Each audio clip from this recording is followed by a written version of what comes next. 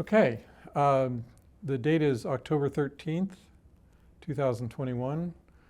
My name is Doug Fairbairn. I'm here to interview Carol Bartz for the purpose of getting her oral history here for the Computer History Museum.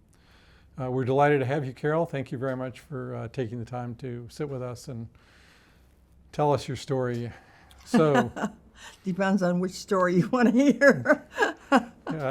you have a lot of stories, and I'm sure we'll fill whatever time we have. So, before we started rolling, we were talking about your early childhood, and you had some rather unusual and traumatic and difficult experiences. And so, just start, when and where you were born, what your family situation was, and we'll start there. Okay. Well, I was born in Winona, Minnesota, and eventually. In 1948? Yes, did you have to say that? 1948, that's correct. And which, was just yesterday. My father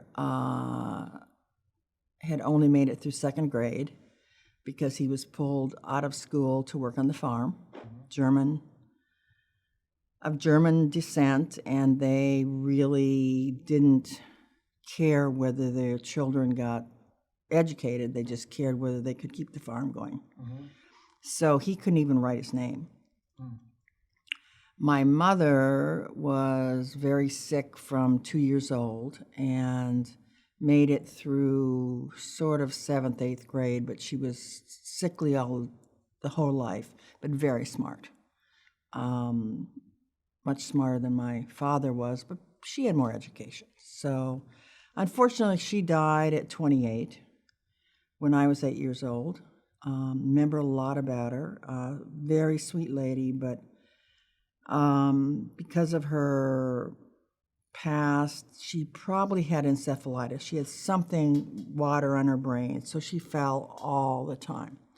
In fact, I remember walking across the street with carrying groceries, and she fell, and the oranges went all over the street, and the cars were stopping, and I'm running around trying to pick up oranges. That's a very, very distinct memory, and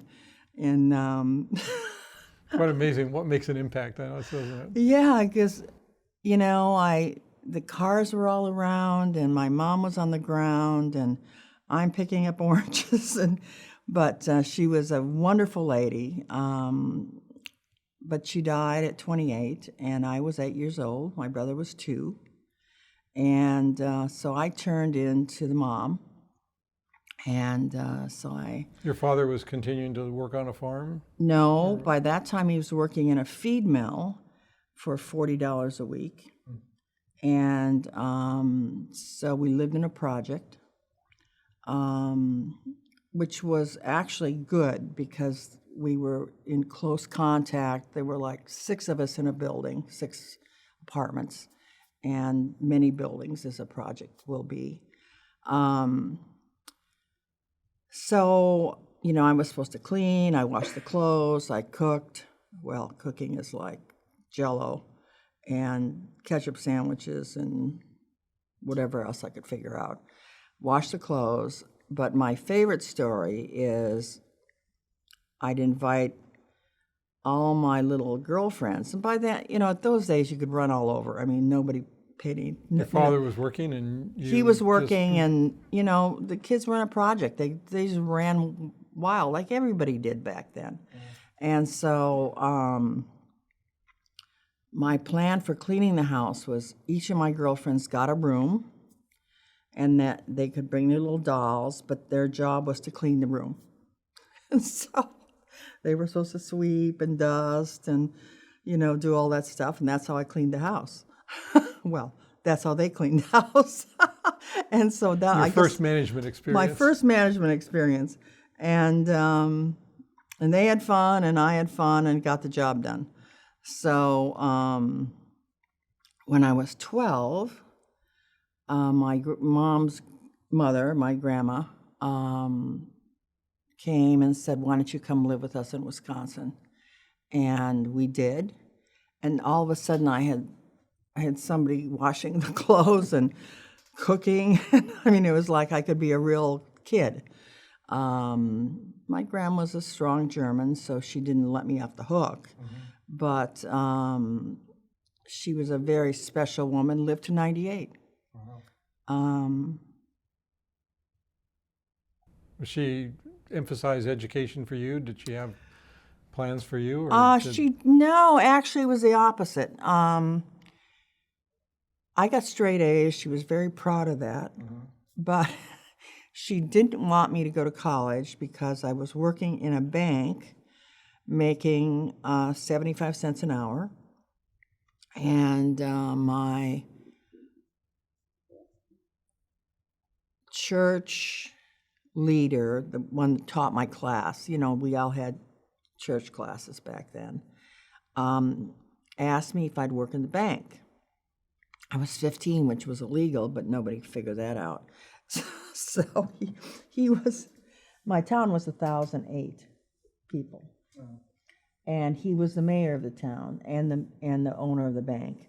So he wanted me to be his secretary as mayor. Well, I don't know if you remember whiteout. Oh, yeah. But the Valuable tool for those of us typing on real typewriters. the letters I would send out for him were 90% whiteout and 10% correct. And I was a terrible on the typewriter and a terrible speller, which I still am. And I don't even know why he bothered. But then they finally had enough sense to send me over to the bank side. And I ran what was called a proof machine. Now I'm into numbers, so now I knew what I was doing. And so I had to run these checks through and make sure they were balanced and all that. And This is age 15. Age 15.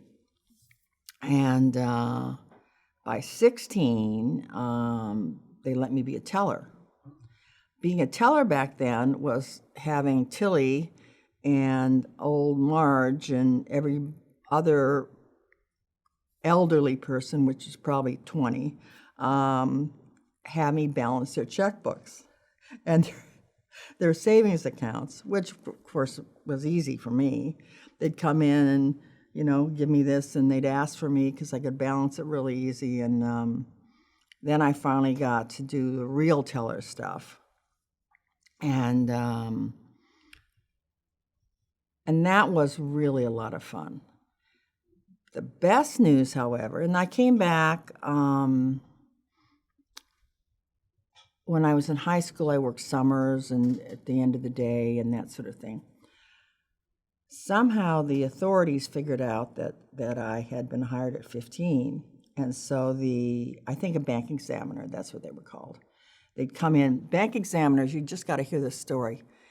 We'd close up for the day, and then there'd big knock at the door, and they'd run in and say, everybody put their hands up, don't touch anything. You're like, and then they'd start going through all the records. That's when they discovered I was only 15, so they had to pay me back. And I was ready to go to college, and I got a check for like $200, which to me was like, oh my God. So I go off to school with my check for $200. Luckily, I had a scholarship, so that helped a lot. But I went, the president of the bank, the one I worked for, Al, and his wife had gone to school in Missouri. And they took me down there, and it was like probably March, and people were sunbathing. And I mean, I'm coming from 10 feet of snow, and I said, oh my God, I got to go to school here. No idea what the quality of school was. And they gave me the first scholarship ever. You mean the Because first scholarship they had given out? ever. Ever. And because, frankly, it was a school where rich girls went to find husbands. And the big problem with that was I had to work as part of the scholarship. So I had to get up at 6 in the morning and serve breakfast to my fellow students. And that was really embarrassing. But I got over it.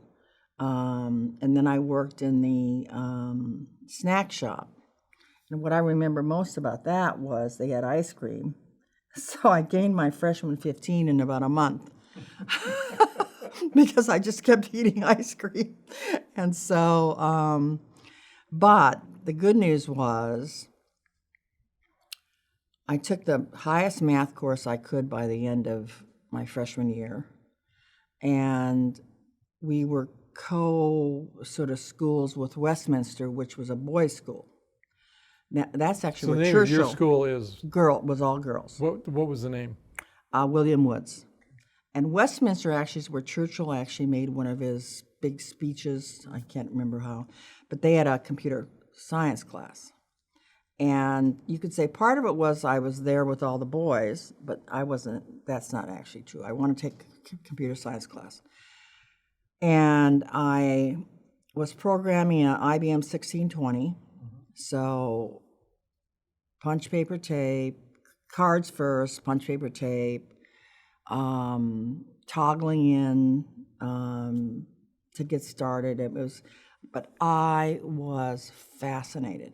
I just thought that my first task was, I'll never forget, to add up all the license plates in the state of Missouri.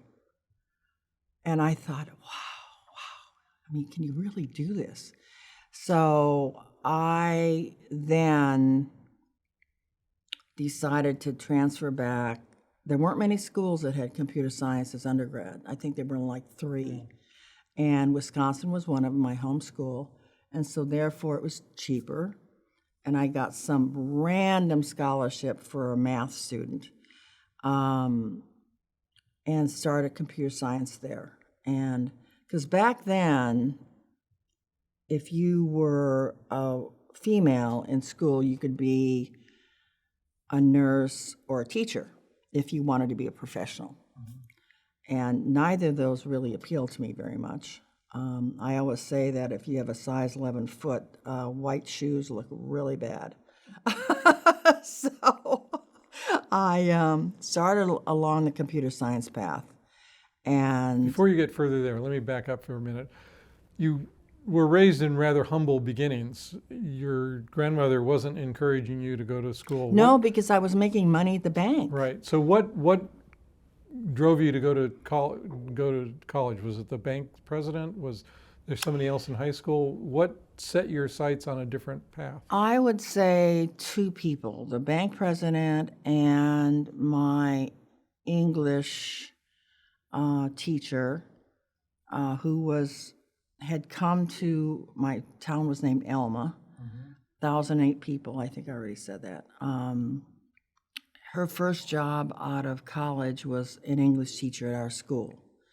And I think she recognized that even though I wasn't a great English student, because I was really math, physics, that sort of thing, she saw something in me and really encouraged me to go to school. Mm-hmm. So those were the 2 people. And Grandma didn't think I could afford it, and she couldn't afford it. Because actually for a while we were on welfare. Mm-hmm. And she couldn't afford it, so she just thought I was making a big mistake. And Al gave me a loan, and off I went. Mm-hmm. And she didn't quite buy into it for a couple of years, but then when it was working okay, mm-hmm. she was fine. She just didn't want me to get in trouble with money. And so then, by the end, she was really proud. Although I have to tell you, when I went to work for digital equipment, she thought I sold watches. And she never got over that. Okay, now, so let's reset. You went off to the University of Wisconsin? After William Woods, I did. You were 2 years in William Woods? Or? Mm-hmm, 2 years in William Woods. And I'm proud of one thing. My first year, I ran for student government, was mm-hmm. treasurer of the student body. The second year, I was some other job of the student body, and so the the dean said, you have to stay because you'll be president next year as a junior, and that's never happened before. I said, well, that's really nice, but what am I going to do as a senior? I remember saying that to her, and she was a wonderful woman. And I said, well, so I don't see any end here. So she didn't have an answer for that. And so off I went to Wisconsin. Now, so I went from a Small girls' school. small girls' school, bigger than my hometown. Okay. So about 1,050. So, I mean, whoa, that was big. And to 40,000. And so finding my way around campus was quite interesting. And but started with computer science and math and statistics and all those things that you do. And although when I got to the like random, is the weather in Russia going to be like the weather someplace, I thought, this is bullshit. I mean, it's just so nuts that I don't care. And luckily, I was actually, so that was high-end stats. So I was actually very happy because that's when we had the riots, and we went to pass-fail because I don't think I would have passed. What, statistics? Yeah, not basic statistics. You get 2 red balls and 1 white ball, and this was this vague. And so luckily, not luckily we had the riots, but luckily I got a pass. I'll never forget that. I was like, yes. So were there professors that were particularly strong influences on you in? Well, yes and no. The professor that was the biggest influence on me was negative. So I must tell you, one of my classmates was William Shockley's son. And of course, at the time, I didn't know who the hell William Shockley was. But this kid was very full of himself and seemed to be quite odd. So we would, you remember the DECs, 2,000 cards? We would stick comment cards in his decks, you jerk, other things like that. So Computer science pranks. Yes. So when he'd print them out, all these comment cards were. So we got an assignment over holiday, and it was to do an algol, 2 different languages to interpret. One had to interpret another, and we were really lost because we didn't actually start it till after the holidays. So I must explain. And so my girlfriend was very pretty, and I wasn't bad. You were homecoming queen in high school, right? Yes, I was. Yes, I was. Not only homecoming queen, I was queen of the county. That was really a big deal. Yes, that's when my queenship stopped. Anyway, back to the computer program. Yes, so one of us kind of lured Shockley away, and the other stole his deck. And I'm not going to say which one did what, because that probably is like not lawful. But so we printed his deck out. Of course, you can't understand somebody else's program, especially when it's that big. Yeah. And so we had to go into this guy named Professor Williams and explain our program. Well, we couldn't anymore explain that program then. Oh my God, it was just pitiful.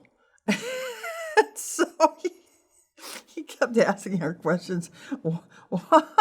And so we sat there like, it was just embarrassing. And so when you ask me who I remember, I remember Professor Williams. I don't remember any positive professor because they were positive and I didn't need to remember them. But when I went back later to sell them equipment from DEC, most of these people were still around, including Professor Williams. But I had the good sense not to go in and scream at him. So I had a great time at Wisconsin and learned a lot, as you would back then, because it was all so new. Yeah. You know, a lot of programming, and I must say one thing. When you were in computer science, they had, in the business school, they taught COBOL, and we were like, COBOL. I mean, so you could do AI, computing, and graphics, I guess. So that's what you could specialize in. So I did computing. AI, I mean, think of how AI must have been back then. Well, it's a completely different path than it's on now. So. Oh my God. And so I did computing and graduated. In 71? 71. So I took 5 years. Well, I already was behind because I hadn't had the, and my, and maybe I'm going too much here, but my last year I could take a job of running the computer center at night. So be the operator. You know, you pass your cards in. We had a B5500, and you get your cards back the next day. So that, or your printout. With a printout wrapped around it with a rubber band. Yes. And then you go through and try and figure out what happened. So I thought, all night, and that's all I'm doing is watching these printouts come out. So then I had a chance to be a cocktail waitress. And I thought, that's a really good idea because it's different. I could make more money, and why not?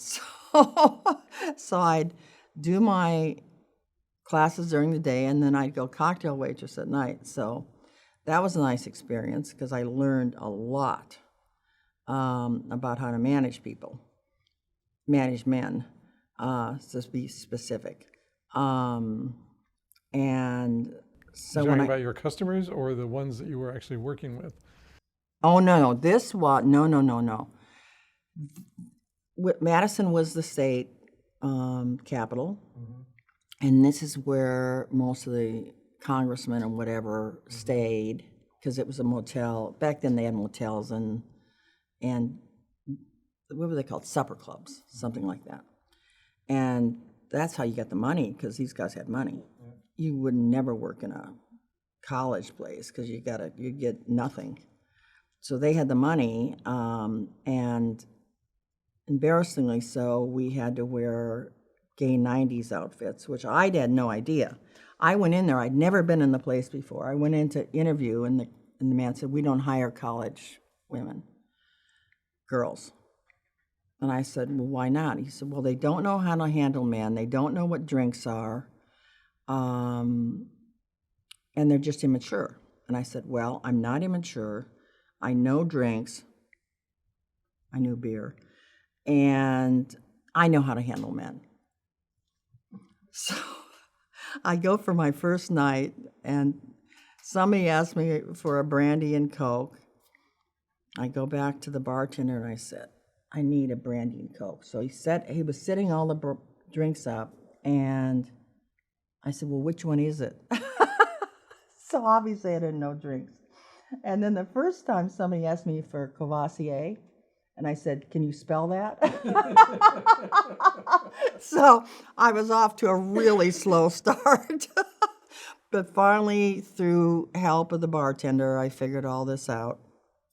And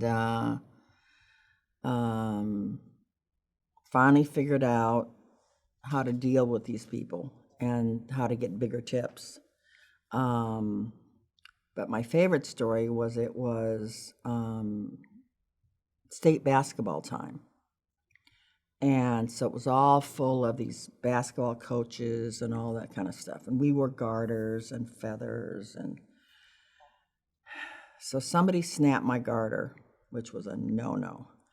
And so I turned around, and it was my high school principal.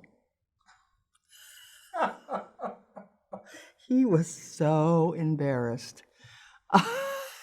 So I said, Mr. Martsky, what are you doing here snapping my garter? So anyway, that was kind of fun.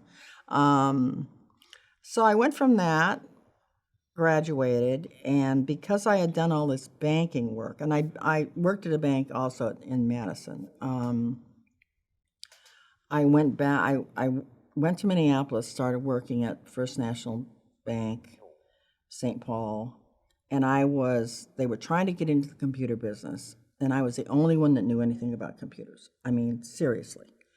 And so they gave me the 9th Federal District, which was 5 states, North and South Dakota, Minnesota, Wisconsin, and Wyoming. Now, you have to understand, I was wearing go-go boots, short skirts, and long hair. And I was supposed to go into North Dakota and convince Tilly in the bank to give me the checks and deposits, courier them back to St. Paul, and then the next day courier back the printout. Well, she'd take one look at me. Now, I'd worked in banks, so I knew what I was talking about, but not very trusting of this whole concept. But I did well. I mean, the good news is you always knew who your customer was because it was the brick building in the town. Mm-hmm. I mean, it was the brick building, and everything else was, so. So you had to convince them to use the computer service for doing their their automation, Yep. So they didn't have to do everything by hand. Right.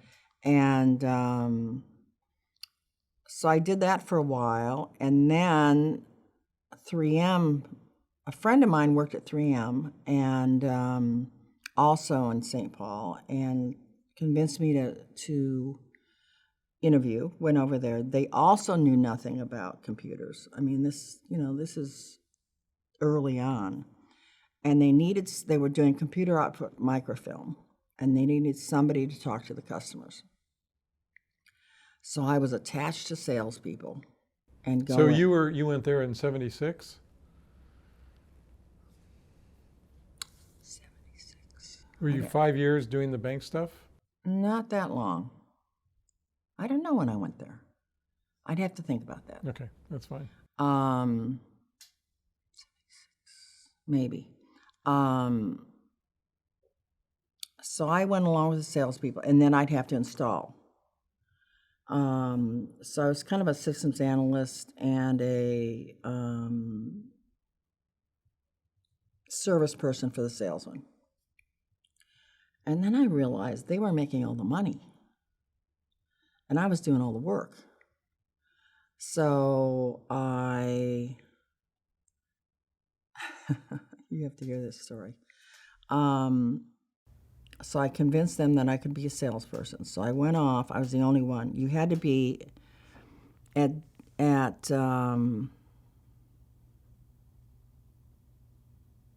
no, I'm jumping ahead. After I was living in Atlanta, I wanted to go back to St. Paul because I figured if I went back to headquarters, I could have a variety of jobs, stay there, have a life, get married, all that kind of stuff. I don't know why I was so anxious to get married, because later I wasn't. And so I went up and said I want a marketing job because I had worked in the financial sector and I want to do financial marketing. And they basically said, well, women don't do marketing. So I said, I'm out of here. And that's when I got a job at DEC in sales. And to work in sales in DEC, you had to either have an engineering degree or computer science degree. So when did so you moved to Boston? How did you get No, I stayed in Atlanta. Atlanta? So Atlanta, okay. So Chicago, let me see. I started in St. Paul, went to Chicago with 3M, went to Atlanta with 3M, and that's when I quit because I wanted to go back to Minneapolis, to St. Paul. And that's when I quit and joined DEC. And how did you find DEC? What was I that? actually, a headhunter helped me find DEC. And and I got to be a salesman because I had a CS degree. There were only 2 of us in the country, 2 women that qualified This for is that. 1983? Maybe. Maybe. Okay, so you And went... so I was a salesperson, really loved it. They had a pretty extensive sales training program, right? Very extensive sales training program, very well done. And I started out selling. That was when we were leaving teletypes, and we were going to. There was something called the L35. It was a printer as an interface to a mainframe. So I started out selling that. And so I sold to the phone companies and other computer companies that are long defunct. And I had Florida, Georgia, the Carolinas, and Alabama. So off I'm driving. I mean, I'm driving all over the place.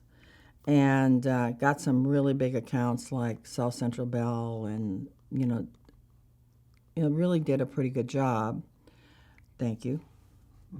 I should say it for myself. And then I decided I wanted to go, here I am again, I wanted to go back to headquarters because I wanted a variety of jobs.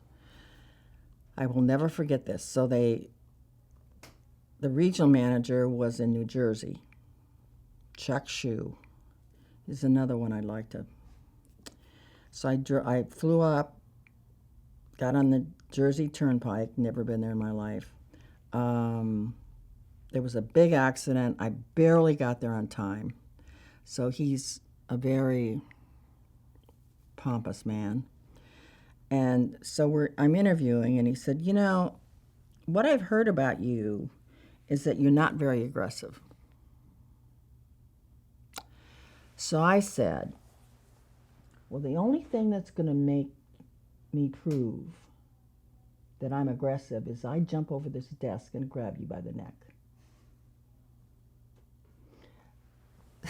So she didn't know what to do. I didn't know what to do. I was so mad. Because if anything, I'm aggressive. Right. And that's what I said. I just leaned in, and anyway, he let me move. He allowed me to move to Boston. And so I went to work in the headquarters doing marketing and all those things you do. And got, did very well, thank you. And so moved around until I finally got to the OEM group. And DEC was a big OEM company back then. Do you remember the 1135 and all these? And we were, our whole ordering system fell apart. And that was such a popular computer that we could not figure out who to ship it to. And so they put me, by that time I was working for the OEM group, and so working for a gentleman who worked for Olson. So I was pretty high up. And at that time, the men in the staff had never actually imagined a woman could be there. So they gave me all kinds of crap. I wouldn't go on record about what they did. But so they decided I should decide who got these 1135s. I'm supposed to decide. So I held these meetings, and we put, when the order came in, we had these big boards. We worked them every day, and I'm sitting there. I get a call from, who was the astronaut? Frank, somebody who was. Frank Borman? Yes, who was running at that time Eastern Airlines, yeah. Yes, and they were trying to open the Hartsfield in Atlanta. And he called me directly, and he said, I understand you're the person that can authorize us to get 1135s, and if you don't, we can't open the Atlanta airport. I'm sitting there going, I am the decision to open the Atlanta airport. So I got so mad. I mean, I took care of him. I'll never forget, because I had stacks and stacks and stacks and stacks of paper on who was first and who was second, what was going on. So I took that table and I went,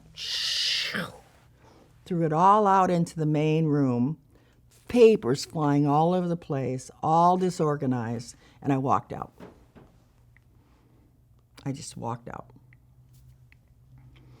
So, Because you were so frustrated with the I was way so they were frustrated handling with it. the way they were handling it. I Yeah. mean, this is a big company, and I'm one person, and I'm supposed to decide whether Frank Borman or somebody from Citibank or whatever was supposed to get a computer. Really? And so I just went, and I walked out, and of course, everybody's papers flying all over, and I walked out, and then they called me and said, are you coming back? I said, no. Well, then they went into a real tizzy. And I stayed away for like 3 days. And then they kept calling and calling and calling. I don't know if I ever got a raise or anything out of that. I can't quite remember. And that's not what I was after. I was just after some sanity. So I went back and continued to do that crappy job of deciding, I was in control of all this. Did you get the Atlanta airport open? Yes. Atlanta airport open. Borman was very happy with me, but I can tell you many other big companies that did not get their computers. Finally, they started getting the order processing thing fixed so that they could actually figure out when an order came in and what should happen. And so I finally got rid of that crappy job. And then went on to work for the VP of Sales, and I was in charge of handing out all the quotas for all the salespeople. And they didn't have spreadsheets back then. Everything was by hand. So I had to look at what they had done, what their territory was, and again, all this was by hand. So, of course, everybody's calling me and begging me for smaller quotas. And so I was in another one of these crappy jobs. And so finally, I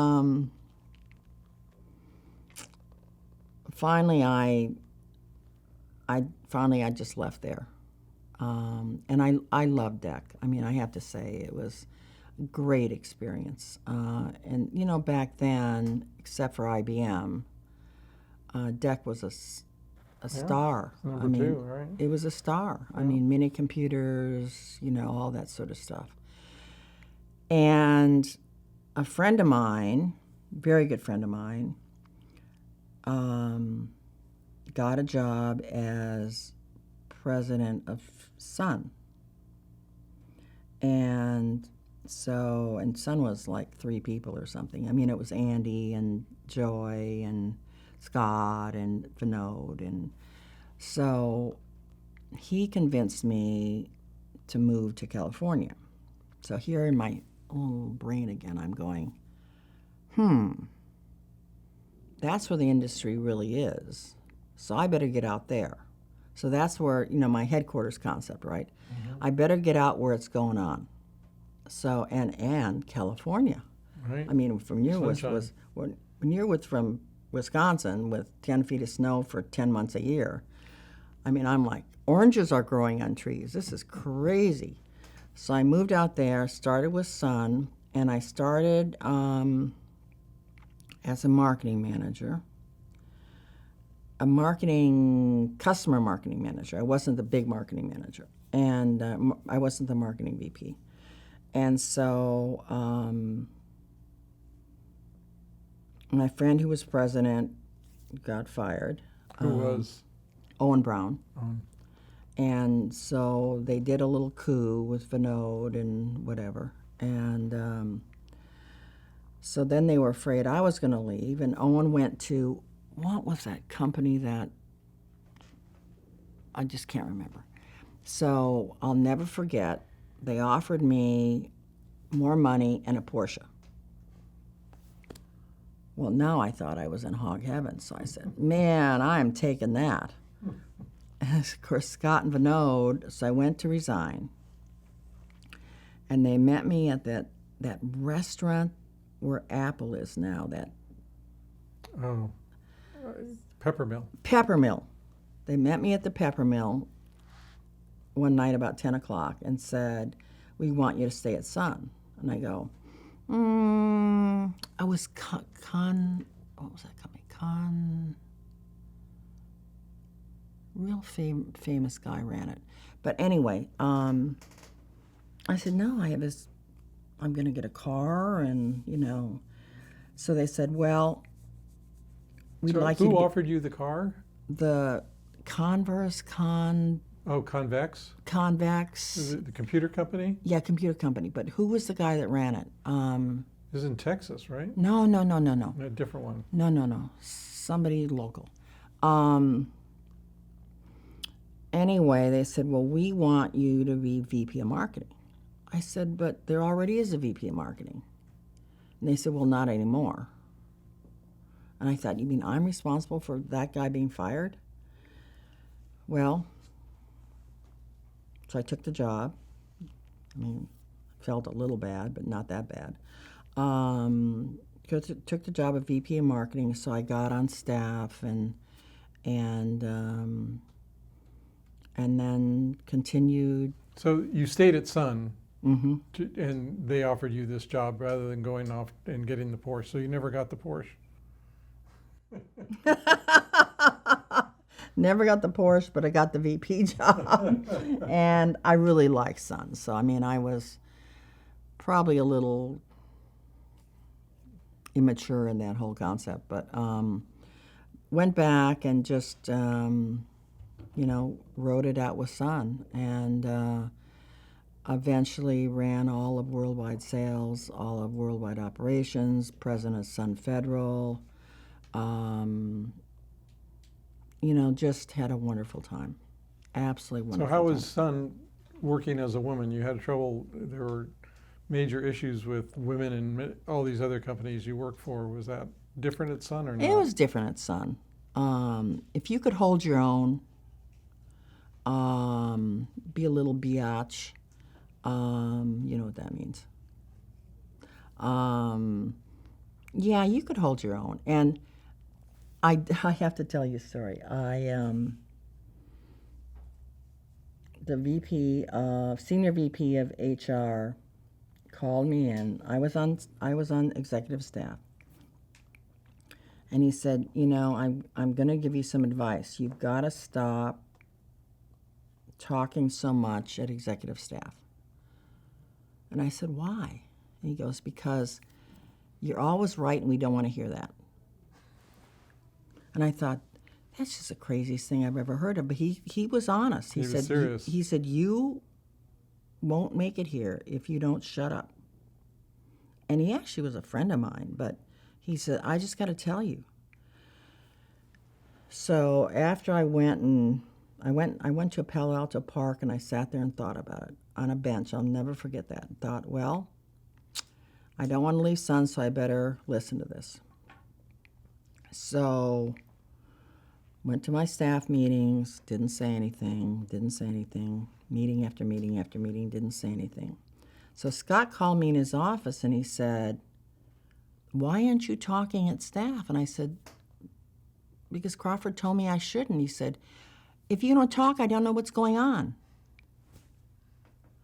I said, well, you guys better talk to each other.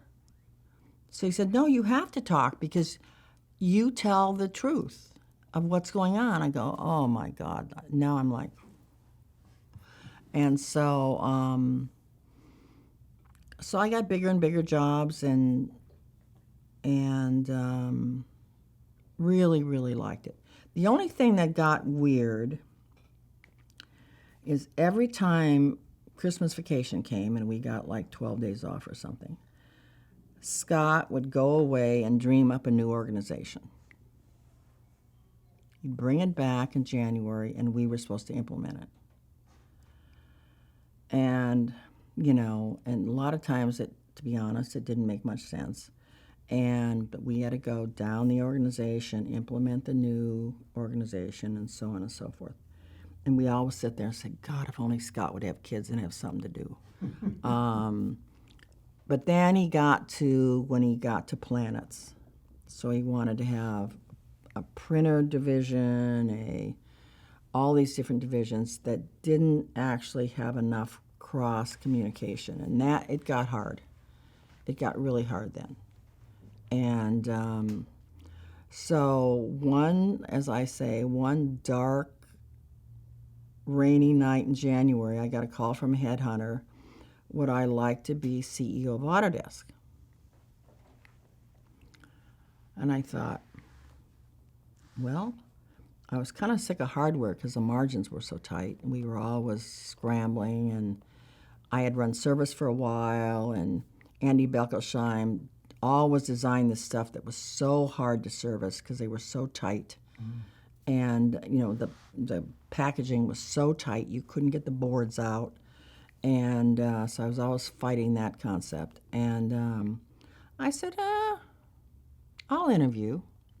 Make a long story short, I took the job.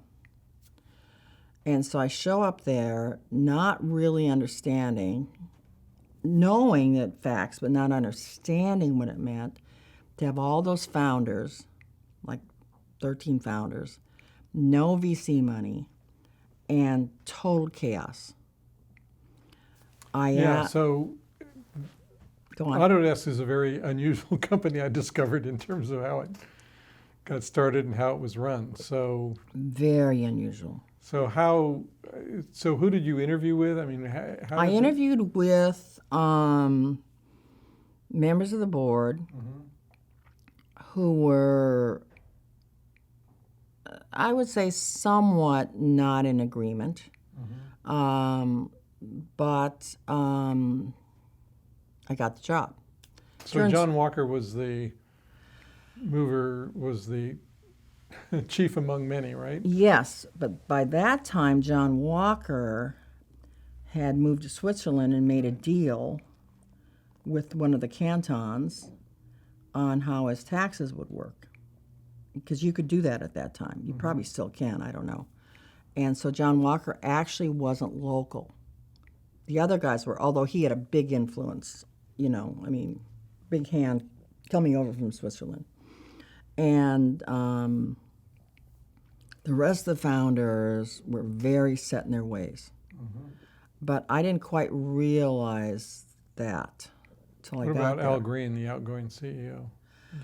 Al Green wasn't very happy, but it wasn't my fault. I mean, I didn't.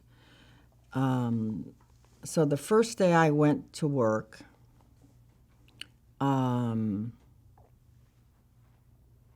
we were just going to release 11, I think, release 11.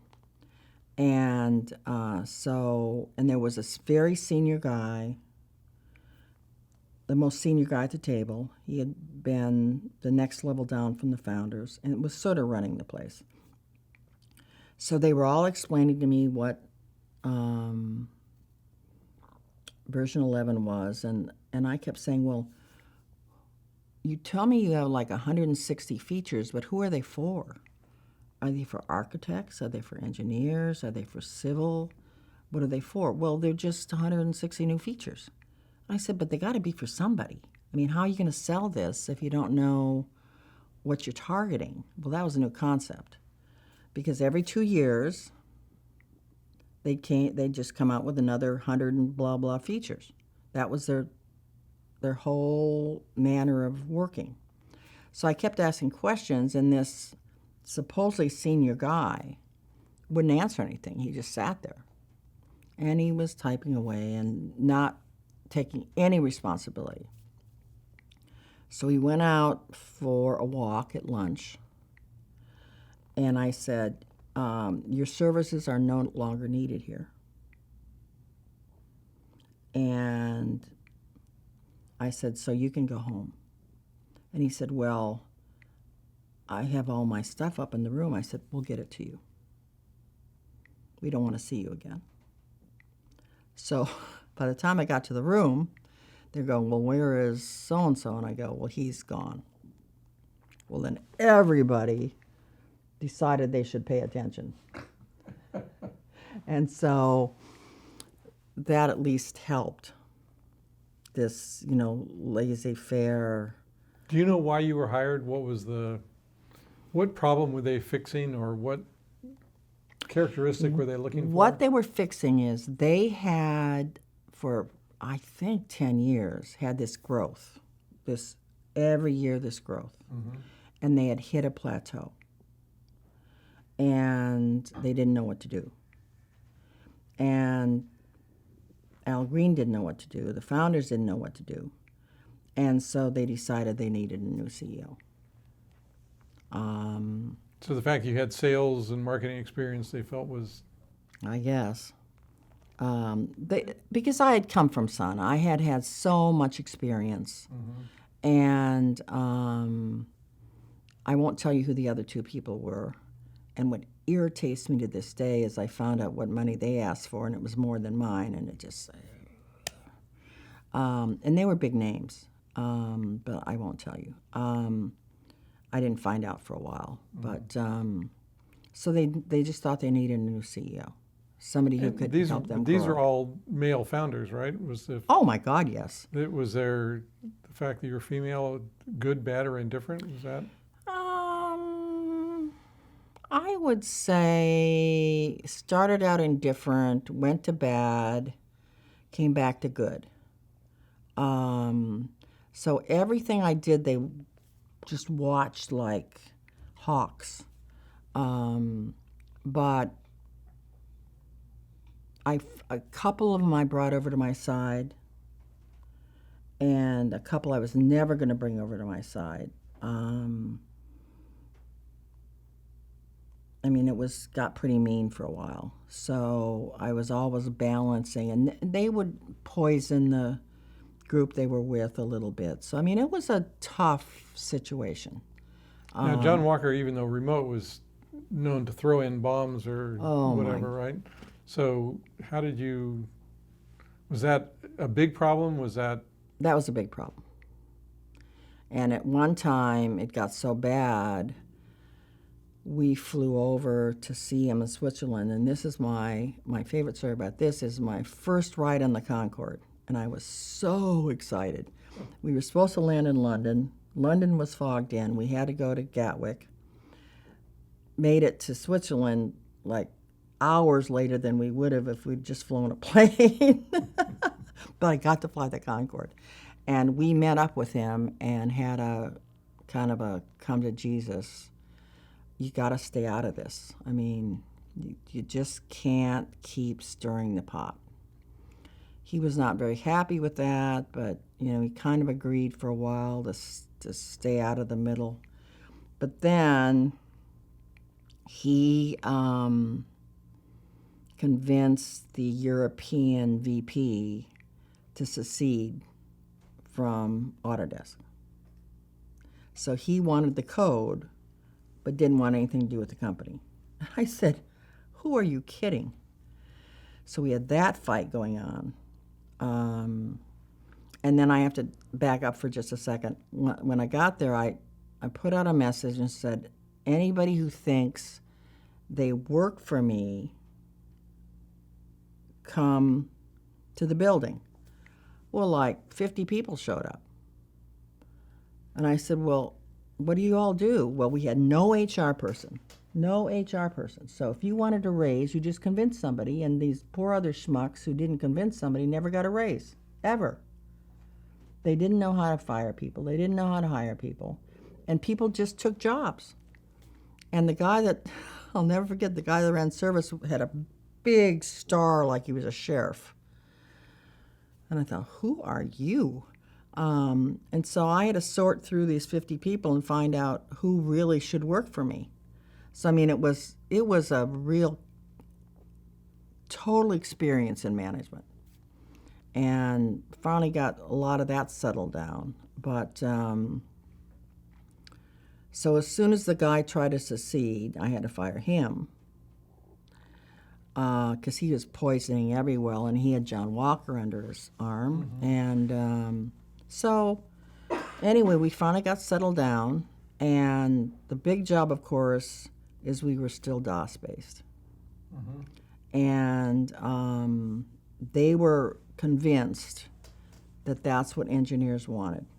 And by the way, back then they did. I mean, they didn't really like the Windows wasn't performing, so on and so forth, but that was the future. So we had the brutal R13, which was a huge failure. And part was my fault because I just kept wanting it to get out, and I was trying to listen to the various factions as to whether it was ready or not ready, and we pushed it out too soon. And it was a disaster. So the whole company, I would say, especially the engineers, finally felt some pressure and some sadness that had happened. So we buckled down and got Release 14 out, which was a big success. So we got Windows going, we got new code in a lot of areas, more graphics, all the things you could do. And then everything was going smoothly, and then the internet hit. So let me back up. When you first entered, it was chaos in terms of organization, chaos in terms of marketing, sort of who are we selling to and what features are for. What did you sort of develop your own mental plan about how you were going to step through all of these problems, or were you just going from fire to fire? How long did it take you to kind of get your feet get your feet, underground? get the organization, get the strategy, get things in order where you felt you could manage it in this? Well, the first thing I did is find the simpatico people. The people that realize that the product isn't for everybody, that you really had to have architectural features, you had to have engineering, civil, all the different categories. You had to actually give them something special. That they, in fact, when I did a big tour of the customers, I'd go to the architects and said, we don't really like AutoCAD, but we use it, but it's really for the engineers. I go to the engineers and say, I like it, I use it, but it's for the architects. So I knew we had a problem. So we started trying to segment it, which took a while to just figure out how to split these features out and make them really applicable to the market. And there's a lot of fighting about that.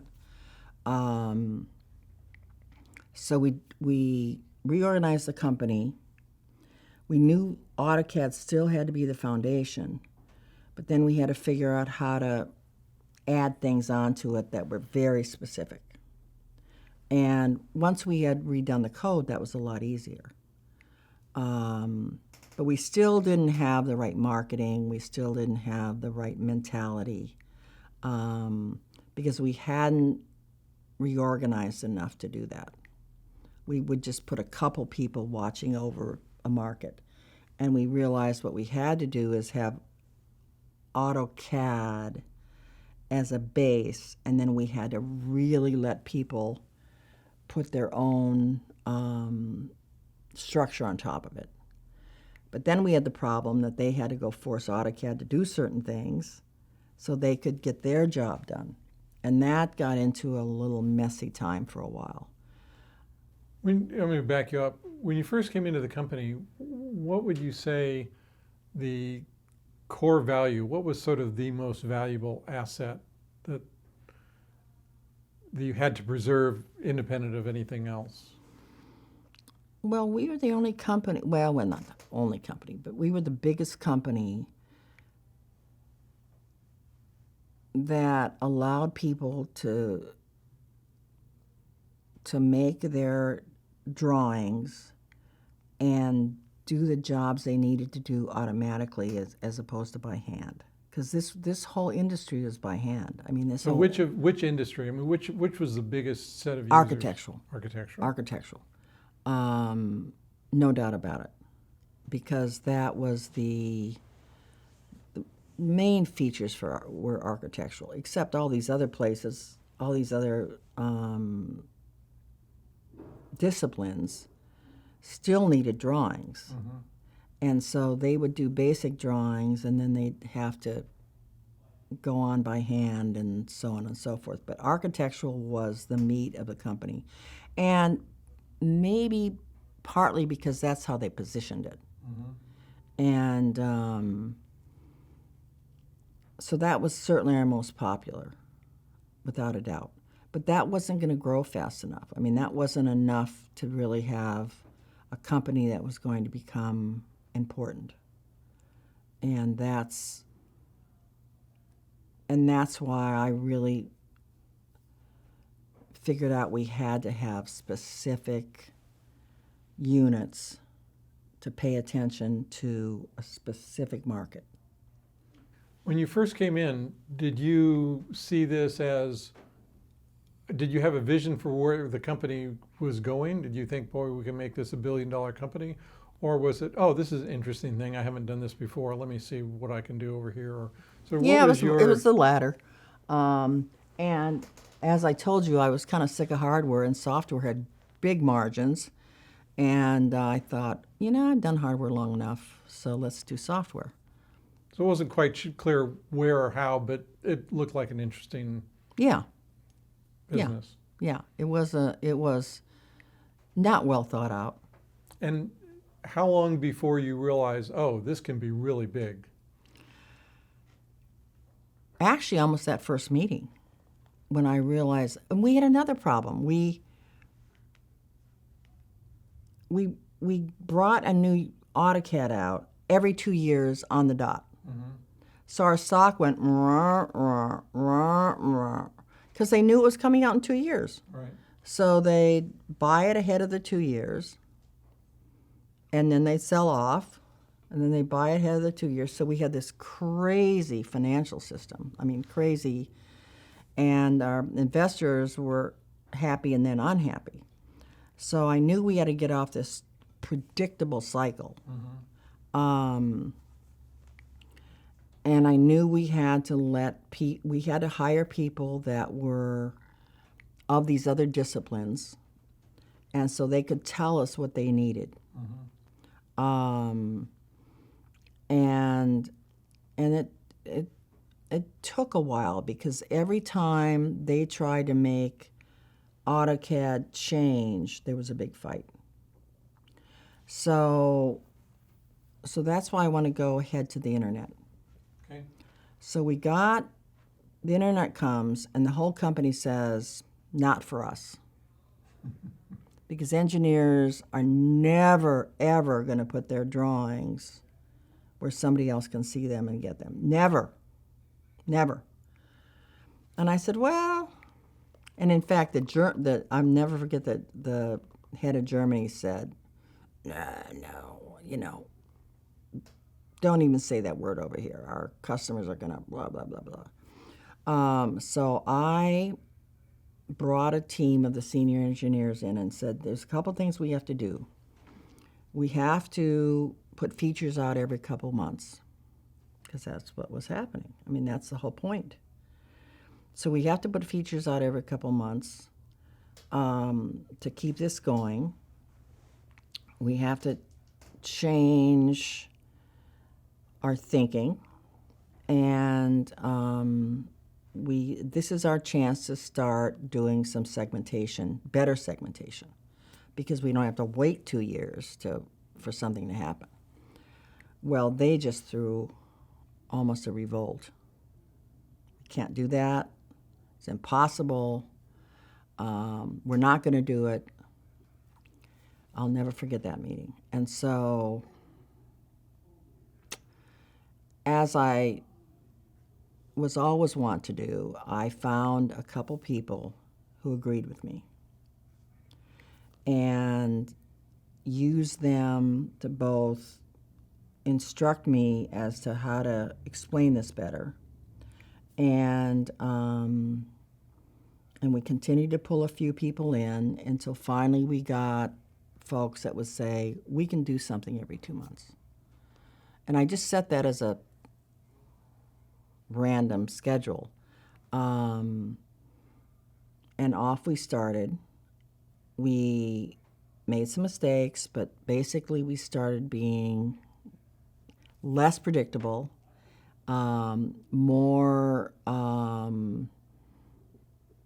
modern, more ability to service the customers, and finally it got far enough along that we got the Germanys and everything else coming with us. That took easily a year, maybe a little more.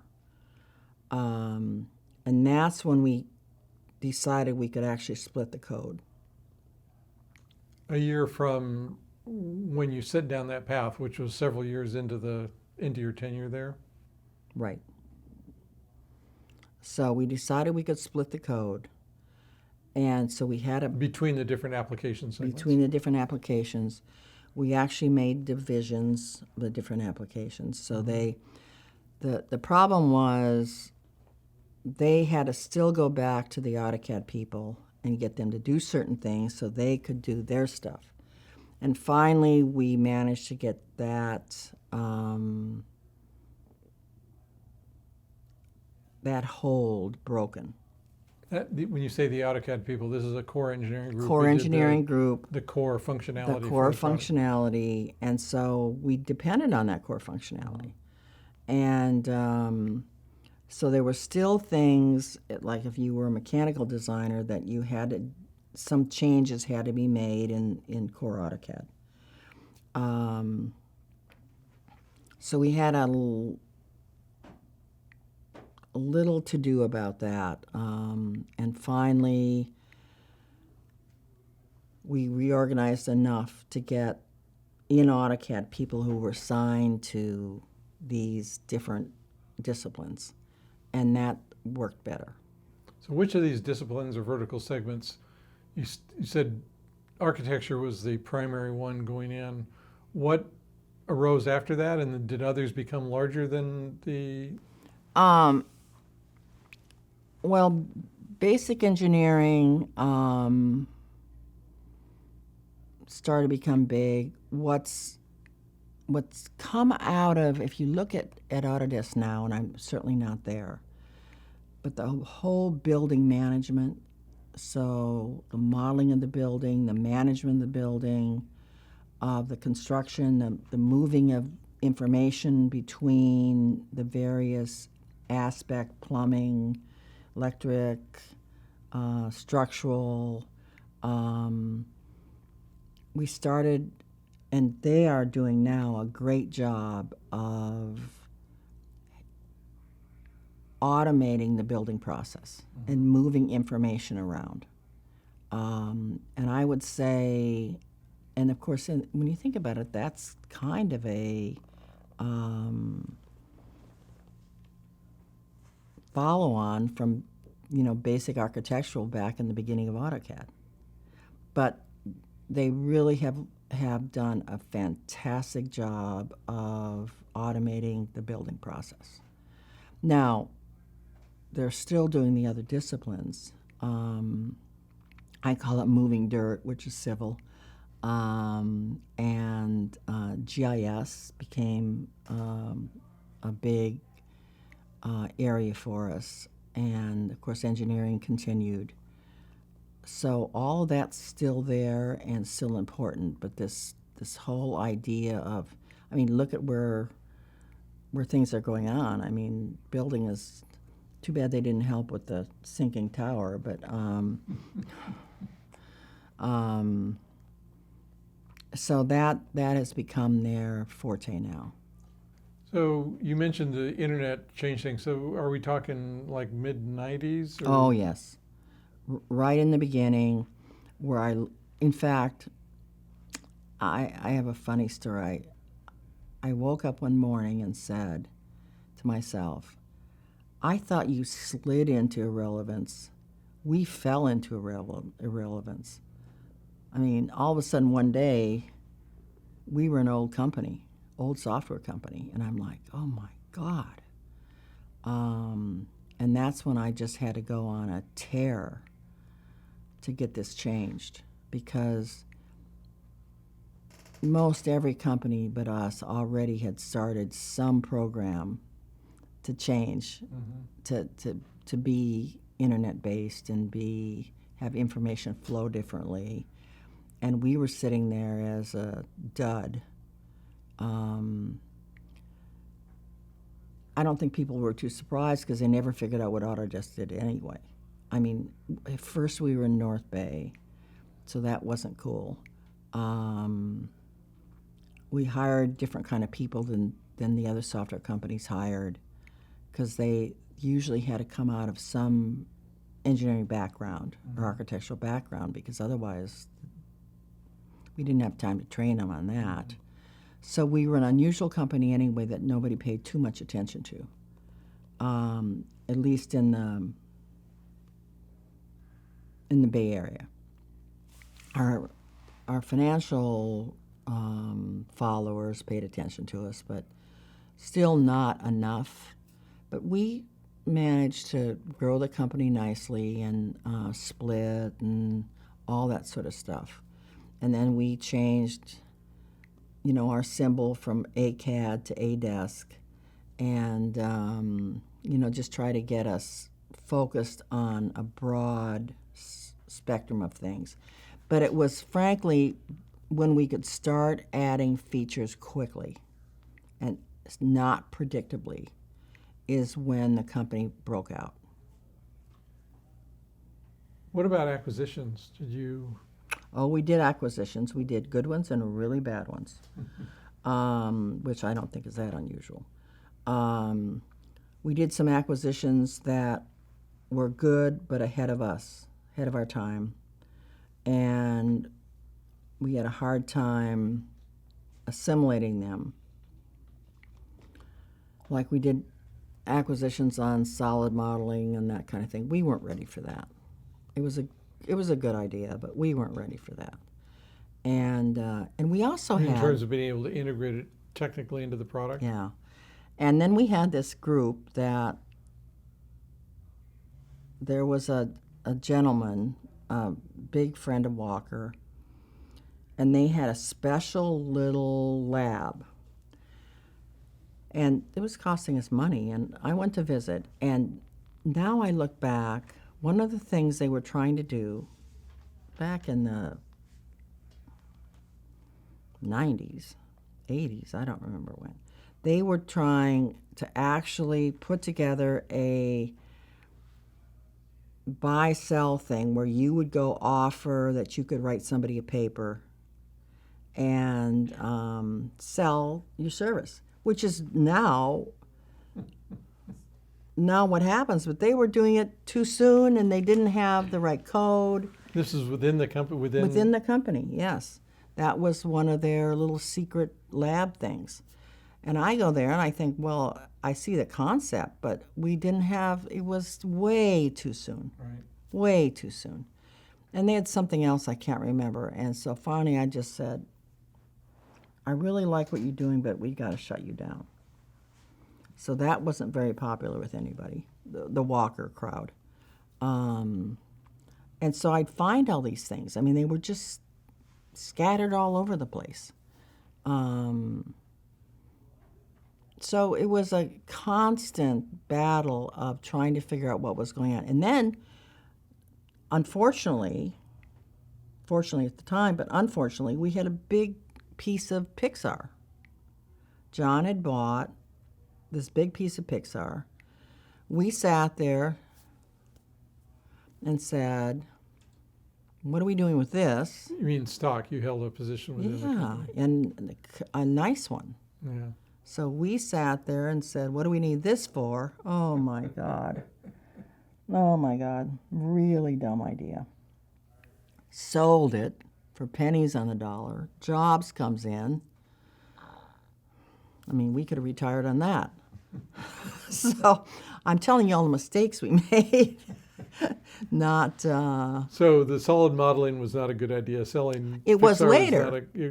Did it eventually? Were you able to keep it long enough to turn it into a good thing, or did it No, kind we of go ca- away and had to be it brought back? Go away and brought back. Okay. Go away and So brought back. what would you say was the best acquisition, the one that sort of paid dividends immediately, or worked out better than you expected, or? I would say that came after me when they started buying the building concept people, when they started buying building management. We made some graphics acquisitions that were good. I have to say that. Carl Bass, who became CEO after me, had a graphics company, and that was an important acquisition. Anyway, it was several years after you Yes. came on board. It Yes. was not a near It was term. not a close one. Right. And so Carl came in the company, very, very bright guy, but also very contrarian. So as we like to joke, I fired him twice because he just wouldn't play. And then hired him back, and then he became CEO. I trained him to be CEO, so that's our kind of joke, which I had to fire him. Because sometimes I had to fire him just to get him, back in line. So it was that job never had a day that was the same. Never. Which was part of the fun of it. How long did it take before you felt you come in 92? No. Yeah, about Yes, 92. The product, the organization, everything had to be fixed.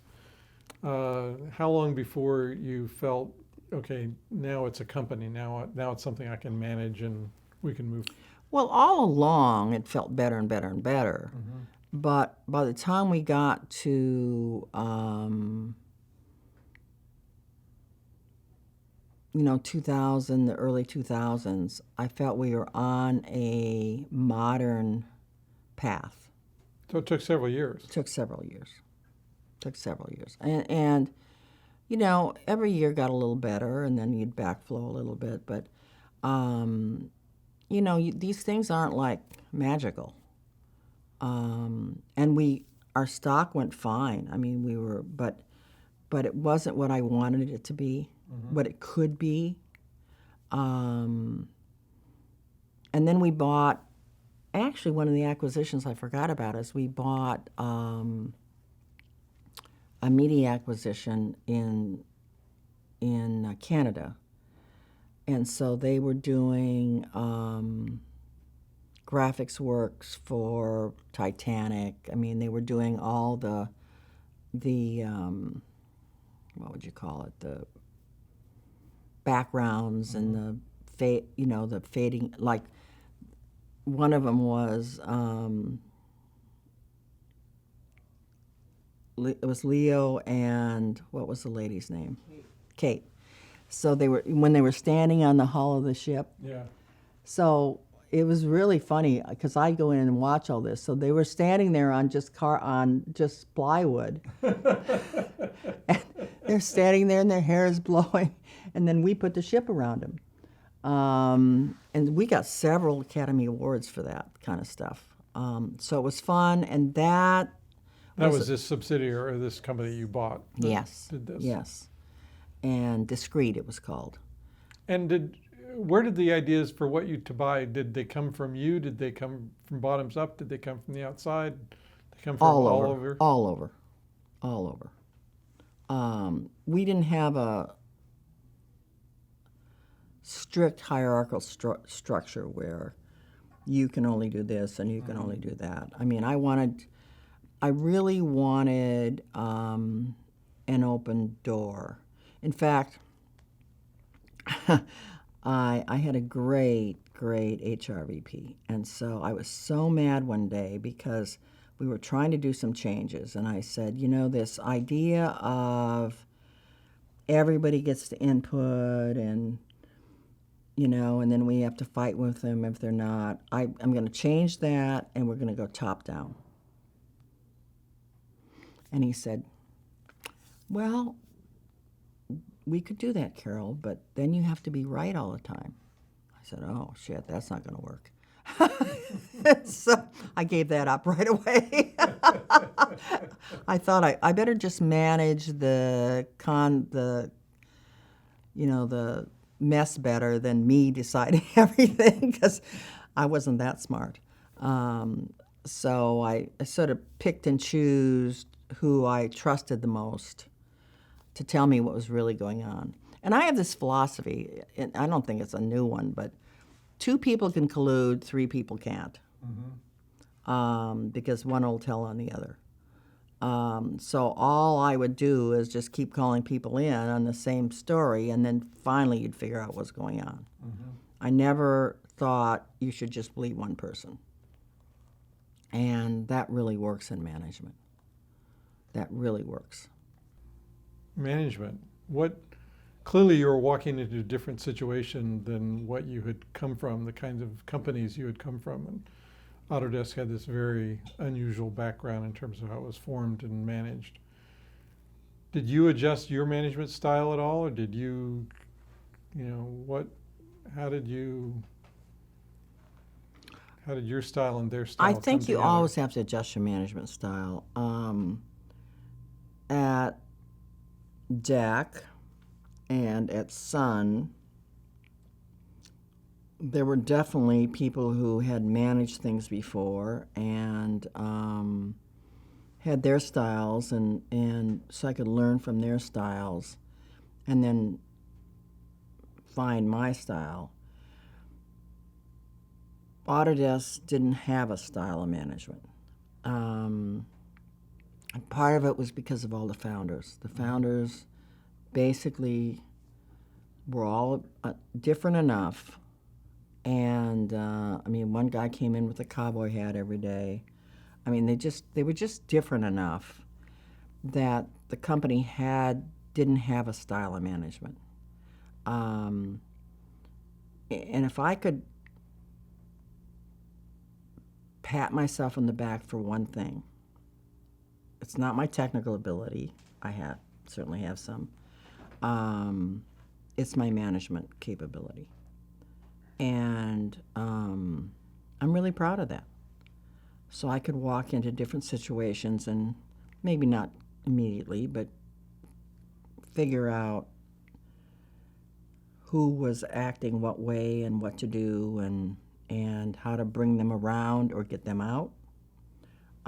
Because frankly, it's as important to let people go as it is to keep people. I mean, it's like that gentleman I fired on the first morning. He was going to be a constant pain because he wanted the job, he was angry, and he was going to make a mess in the organization. He wanted your job. He wanted my job. And if he'd have just played along, he could have been a very senior person, but he wouldn't play. And he thought he could get away with it, and no. So you mentioned the challenges in terms of the getting the product onto a reasonable release cycle, and then the challenge of moving from DOS to Windows, and then moving to internet-based. Are there other such major transitions that you? Well, the transition we started and then continued after I left was to really break the juggernaut of AutoCAD, because everything had to go back through AutoCAD. And when we broke that juggernaut and used AutoCAD when necessary, but not had it be in control of everything, so people could get their own code bases and use what they needed from the product, but not have to use the whole product with just some changes. And that was hard but really important.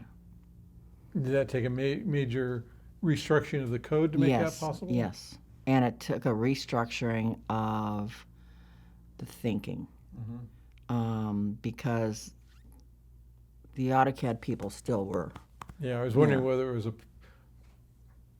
thinking political. issue or a Both. technical issue. Both. It's both. And of course, the thinking issue holds back the technical issue. So, the folks that were in charge of AutoCAD and were the big guys on campus, didn't want to let these things go. You mentioned that AutoCAD or Autodesk had this, dominant position. What about competitors? Were you ever scared that somebody was going to lap you? Was there a serious competitor that came along, or was it always an internal battle? It was more internal battle. Bentley was our biggest competitor, but they were more roadway and civil, and so they would get the big contract with Caltrans and the highways and so forth, which we wanted. I mean, that was, obviously you wanted anything to do with that stuff. Right. So they were a tough competitor because they were very focused. And so to get those jobs, we had to be very focused. And then you're also dealing with, I had to go to Sacramento and lobby and meet all these people, which is not one of my favorite things to do, to try and get these jobs. And eventually we made it into those markets. But that one was a tough, because they were really tough competitors. They had a little bit of architecture and some of this other stuff, but and I don't know where they are now, but they're still alive. And they were run by 3 or 4 Bentley brothers, so they had the same kind of stuff in a way that we had. They were so incestuous that, and the mother, this was a crack me up, the mother actually controlled all of them. So I thought, that is really a problem. I was the mother of Autodesk, but not the mother. So that was kind of interesting. And then you'd find, there were a lot of little competitors, and there were a lot of people trying to put standards in that we had to continue to fight. Because if somebody got a standard in that didn't flow with our technology, that's a problem. So, but nothing like you see some of these companies battling it out now, like Salesforce management and all that kind of stuff. Right. Do you know why that was? You think that here's a big successful company, somebody would come along and try to, or was it you just had too much of a lead and it wasn't? Too much of a lead, and it was too strange for people. I think they didn't know how to get started. Some of these business applications were easier to understand. We hired different kind of people. I mean, the people in the company had backgrounds in, I mean, they were graduates of these engineering disciplines. So they actually didn't fit as well in a Salesforce. You know, they just, why would I hire a civil engineer? So we had the kind of the corner on people who really loved making things, digging things, and that was a very big bonus for us. And in a way, at the time, I thought it was a disadvantage, but in a way, being up in Marin was an advantage, because once you got them settled up there, They weren't going very far. they weren't going very far. And so... And it's true, Autodesk was, I mean, I was working in the Valley. I mean, you never thought about it. never thought about it. In fact, I used to... It's up there. It's up there, and they do something. Yeah. I used to get so mad at the Mercury News, because remember that when their business section was really good. Mm-hmm. Of course, it's now, what, a quarter of a page, but not even that, I don't think.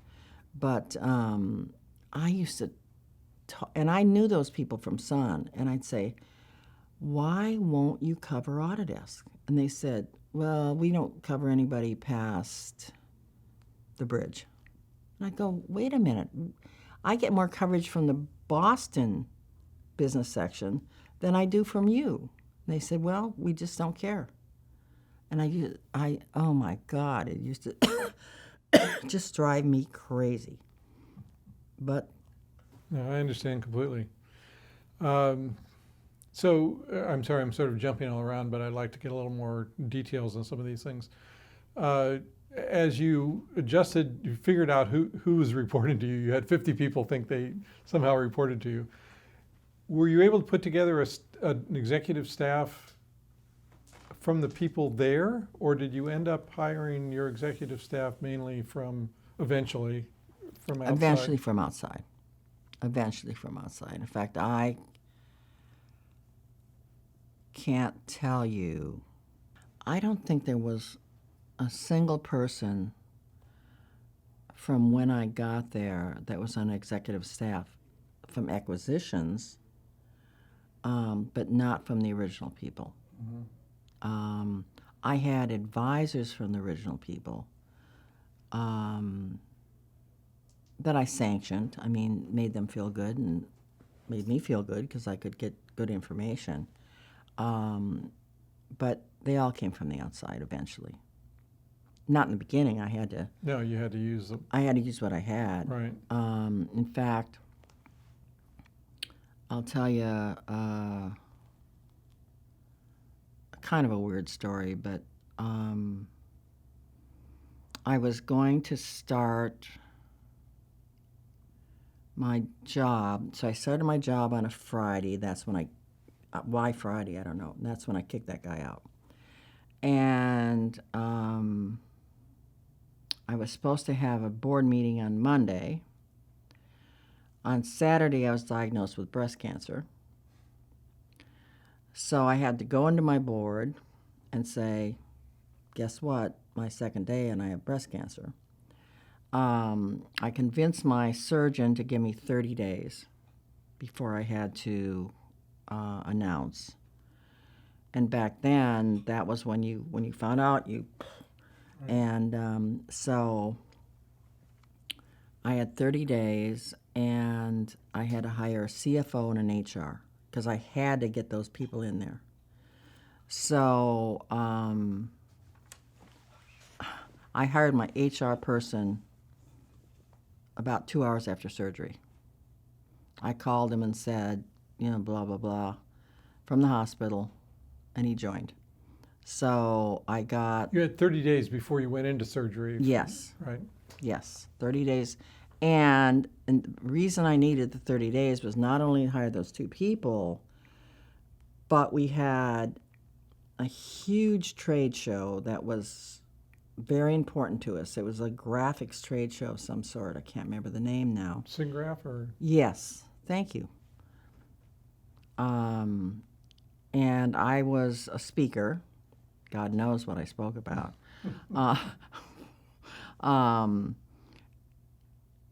And so I had to go to that. Of course, I didn't have to go, but I thought I had to go to that.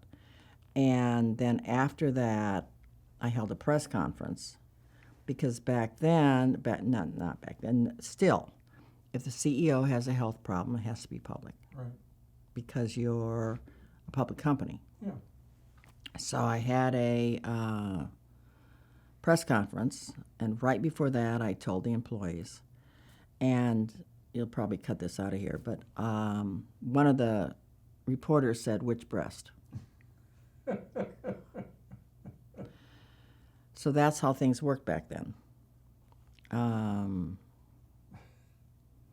mean, crazy world, crazy world.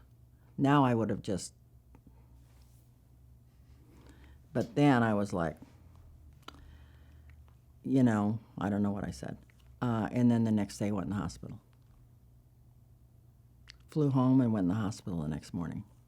And how long before you were back at work? Well, I was supposed to not go back to work for 8 weeks. Mm-hmm. I went back to work in 4 weeks, which now I'd say was a stupid idea. Mm-hmm. But then I was younger and just had a lot to do. Mm-hmm. So, but I would crash in the car on the way home because I had a driver that I paid for. Crash in the car on the way home, crash in the car on the way up, and then just get the job done. Were you still living down you I lived in Atherton. For that whole time? I had like an hour to a 2-hour commute. And that was before cell phones. And I finally got this big hunkin'... Well, the car phones, the ones that were built into the car, built right? into the car, and I still call it the bat phone. Right. And of course, coming home, you can only call Asia because I couldn't call the East Coast, and so going, I called the East Coast. Coming home, I called Asia, and so that was kind of my routine. We talked about acquisitions. Did you divest any part of the company? You shut down some lab stuff. We and so shut forth? down things. We didn't really sell anything except Pixar and some of these good ideas, but we didn't really divest. We didn't have anything that was untangled. Everything was too intertwined. Yeah.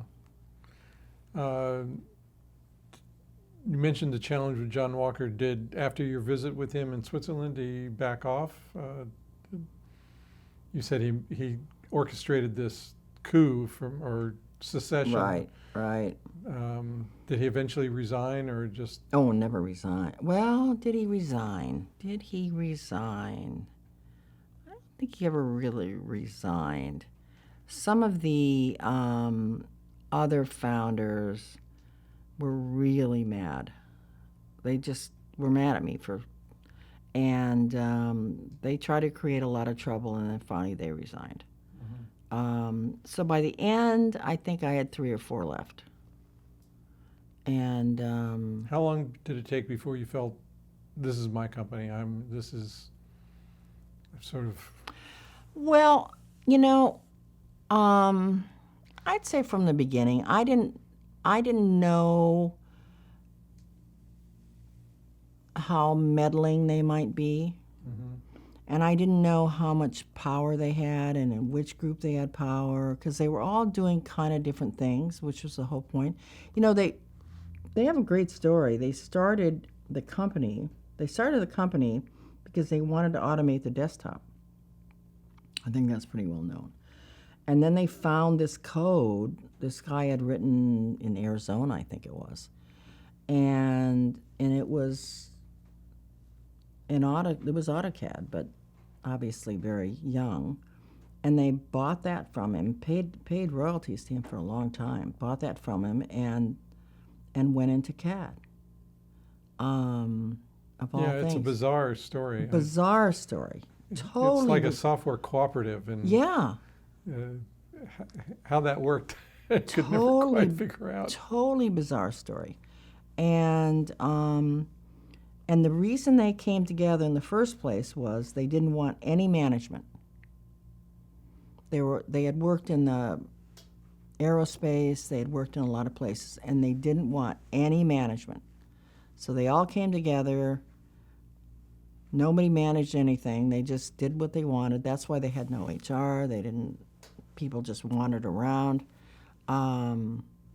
So Al Green was not a threat to them because things were going so well. They never wanted to talk to investors. They never wanted to talk to anybody because that was too much like those bad people. Mm-hmm. So Al Green put his suit on and he talked to these people, and he was doing just fine. They could do what they wanted to do. Al did what he wanted to do, and then they hit the wall. Mm-hmm. And that's when I came in, and that's when all of a sudden my idea of management and their idea of management was just at opposite ends. So it was a struggle for quite a while, and some of them gave up pretty easily, and others of them just harassed me forever. But I just had to remember that I was CEO and they were important people, but they weren't running the company. So it was a bigger challenge than I would have ever imagined. What did you feel? The company was very successful financially under your leadership. How big was it when you came in, and how big when you left? Do you remember? Yeah, it was like $270 million when I came in. Mm-hmm. I believe it was $1.2 billion when I left. Mm-hmm. And it was just ready to explode. I mean, we were ready. We were thinking $2 billion. And we're on our way to that. We could see a pretty good path to that. Starting with that 278, 279, that's when we had to really dig. Because that's when they had collapsed, because they had been on this really nice line. But that's when we had to we never went backwards, but we just had to fight for... Struggle to hold your position? Yeah, struggle to hold it. Not with other companies, but just our own growth. Yeah. And too much of this predictability where every 2 years, and we had to get out of that juggernaut of being so financially predictable that it just didn't help us. So... And it took a couple of years to break out of that, to get the release schedules on reasonable things? No, it took till the internet, because we couldn't get out of that 2 years. They just were stuck. So you left in 2006. Mm-hmm. Therefore you went through the dot-com bust. What was the 2000, 2001, 2002? Sun obviously suffered hugely during that time. What was the impact on Autodesk? Not so much. Partly because we weren't selling used golf balls, and every day there was some kind of a newsletter that would come out with all the new companies. Yeah. And every day I'd read it. And it was usedgolfballs.com. All in the internet thing. In the internet stuff. Internet 1.0, whatever, everybody jumping into the business. God, I'm reading this stuff saying, what is this crap? And I knew that we actually had real products, and we could get ourselves in this modern technology, but we still were doing real things that people needed to buy. They needed to buy them. This other stuff they didn't need to buy. So we did pretty well. Were you on a subscription model, or was this, how did this? Not then, later. We started a subscription model just as I was leaving. And I stepped down in 2006, but I was exec chairman until 2008. And Carl didn't like to travel that much. And so, at least then, and so I did most of the international travel and spoke to customers and spoke to the employees. I always made it a habit, wherever I went, to speak to all the employees. And what caused you to step down? What led you to decide to step down? Yahoo. When Jerry Yang approached me, I realized that I had to focus. See, at that time I was on Cisco's board, Intel's board, NetApp's board. I had just gotten off the New York Stock Exchange board. And so I realized I could not do these boards and run something new to me. So Ottolini and Chambers were fighting, but I had to stay with Cisco because I had been there longer. So I got off of everything else and just stayed with Cisco. When did you join the Cisco board? I was on the board for 22 years, and like 10 of it as lead director. From when to when? Well, I got off, so we can do math. I got off 2 years ago. 3 years ago. Almost. 2018? It'll be 3 years. Yeah, 2009, January 2019. That's right. And that was because, frankly, in my mind, you shouldn't be a director that long. And you surely shouldn't be a lead director that long. So 1997 to 2019, January. Right. And, yeah, so, and my favorite board was New York Stock Exchange because that was like walking into La La Land. I learned a lot. I learned how the East Coast Titans worked. They sucked the oxygen out of the room. So I had some, I was on the AirTouch board, so I learned a lot on these boards. I never tried to overboard myself. And I always had a rule they had to be local, except I did the stock exchange. I never wanted to take 4 days to go to a board meeting. I thought that was irresponsible. So you were recruited to Yahoo straight out of Being chairman of Autodesk. So, but there were 2 years when you stepped down from CEO. What caused you to step down? Carl was ready. I mean, basically, it's like you put a cake in the oven, and when it's ready, you either got to start with a new cake or eat it. And I had groomed Carl, and I thought, Carl's going to be ready to go someplace to be CEO. Right. So I either have to start over, take another 6 years to get somebody ready, or 4 years to get somebody ready, and he was do the job. I mean, same as you shouldn't be.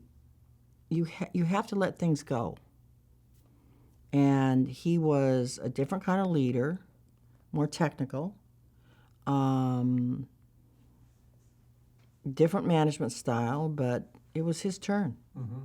Now the board basically made me promise to stay as executive board because they weren't sure and they wanted to make sure I was ready to come back in.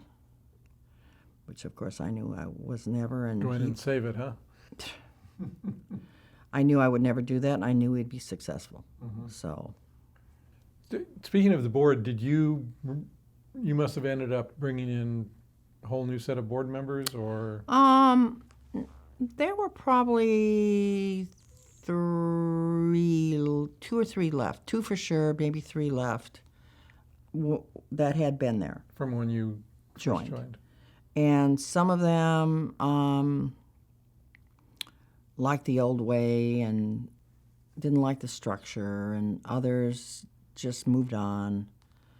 So I had Ottolini for a while. So we always ended up having a good Intel person on the board because they committed to that. Because Intel really wanted us to use their chips to expand our graphics, all that sort of thing. And they were great board members. And so then I had a board member from, in fact, the guy that told me not to talk, he was in HR, so he was a good addition. So we really had a nice board. Which was the most impactful for you or helpful for you? Which person? Yeah. Is there one that you can kind of confided in, or the one you tested new ideas with before taking to the board or whatever? I'd say that was depending on the subject. Okay. Yeah, I didn't have one person, but depending on the subject.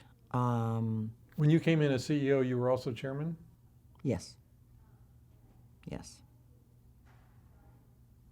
So you moved over to executive chair, you did the outside stuff while the other gentleman did the inside, and then Jerry Yang called you? How did that go? Well, at first I said, you gotta be kidding. And that's what I meant. I mean, you gotta be kidding. I mean, I don't. Like, why would I do that? Or why would I do that? And and they were in a mess. Mm-hmm. And I thought, here I go. I'm in another mess. What I didn't realize, to be honest, was how bad their code was. They were really code deficient, and it, almost like Autodesk, it had to be totally refreshed. At the same time, you have to keep selling. And what I didn't also realize is you had that job, and then you had advertisers and the public. So it was two totally separate companies in how you approach them. And that was something I missed. I'd never been in the advertising business. And so you're dealing with, the head of PG&E, not PG&E, but Procter & Gamble marketing, blah, blah, blah. And you had to do a lot of work back then. I mean, you see what's going on with Facebook like today. You could not put a story of a plane crash next to an ad. You just couldn't do it. And you're seeing that today, where people are trying to. And back then, you had to pretty much by hand decide where these ads went. Mm-hmm. And so you had that. You had who went on the front page, because you could charge more if they were on the front page. So you had a lot of non-automation. And then on the technical side, what Yahoo did, they had some of the first of everything. They had the first neighbors, which, was groups. They had the first, they had the first geo stuff. They had the first, but they'd get a release out and then do the next thing. Instead of, what's release 2, 3, 4, 5, they'd get it out just good enough, and they'd move on to their next idea. So when Jerry called you, what did he say needed fixing, or what did he say they needed? What problem were you going to solve?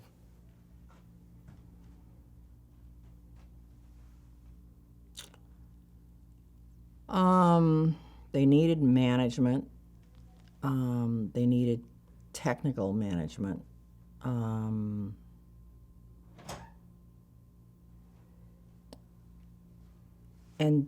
Jerry knew he wasn't a CEO.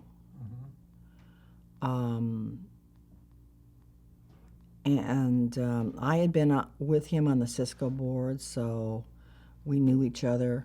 Is that the connection? Is that the where? That's the connection. That's the connection. And so at first I was like, gosh, I don't know. I don't think so. And then over time,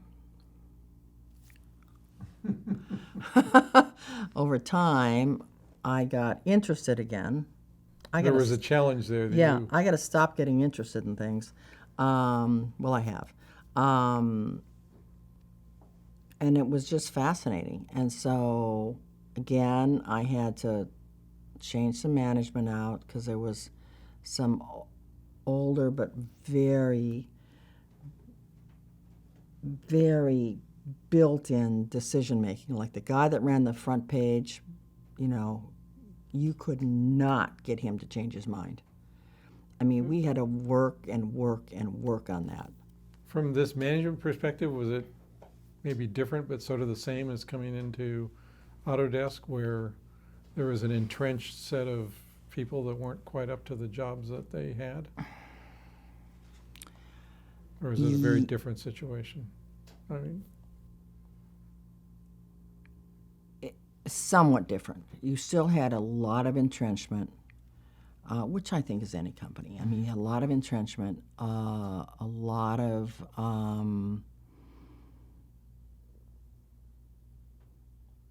people who wouldn't recognize what we call tech debt. A lot of tech debt, which means you're way behind in your technical. Yeah. So.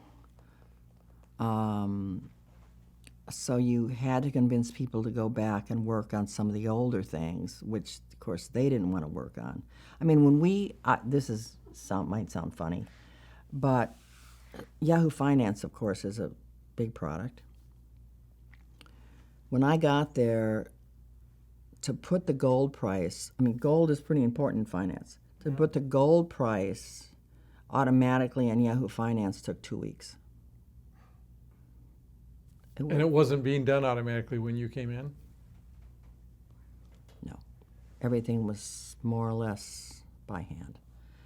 And so the products were old because they had great products. They just kept moving on. And you know, they had the first emojis, they had the first everything, and then they just let somebody else take it away. By, you know, really focusing on it and doing a better job. Because we had everything, but we just couldn't catch up with fixing it. How confident were you coming in that you could fix it, that you could turn it around? There was a lot of I people had that no felt idea. nothing could. I had no idea. Absolutely no idea. It was just a challenge, and you were gonna. I mean, I thought I was a good manager, but I had no idea about the people, and I had no idea what I really didn't get. Because the technical side, I knew I could work on. Mm-hmm. I didn't get the advertising side. And what had happened was we had let our ad manager, which would manage where ads went and so forth, we had done release one of that, and in typical fashion, we were going to do the next release. It took 3 years to get it out, and they kept promising. They promised 1 year, they promised 2 years, by 3 years, and by that time the investors were gonna they were just blowing mad. And our competition got ahead of us. And took us a long time And then finally, good decision or bad decision, we sold it to Microsoft and had them serve our ads for us because they were willing to put money in it. Because the problem is we needed to put a lot of hardware money, and we needed You mean for all the servers and everything, for just to keep up with the business? Oh my God. It was crazy investment in that because we had gotten behind. So we needed... At that time, you couldn't just buy more from Amazon or something like that, right? Not exactly. So we were, we had to make a capital investment. We had to make really important hires in software. And we had to, since we had started so much earlier, we had to catch up with what the new stuff was. So we were in a very tough situation. Now we had 1 billion users, so we were the biggest at the moment. They still have close to that, and that's really based on Yahoo Mail. And Yahoo Mail they had let that get really stale. But Yahoo Mail, finance, sports, and then some of these other random things. But the same problem with Autodesk is they were intertwined. Mm-hmm. So you couldn't exactly, everybody said, sell finance and sell sports. Well, you couldn't. They were based on the same... Yeah. You know, and so it was pretty hard with the investors. And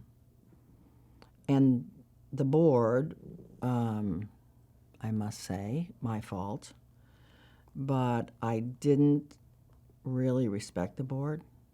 I mean, I had one guy fell asleep every time at the board meeting. Fell asleep with a little something on his breath. And another guy who never had used a PC. Really?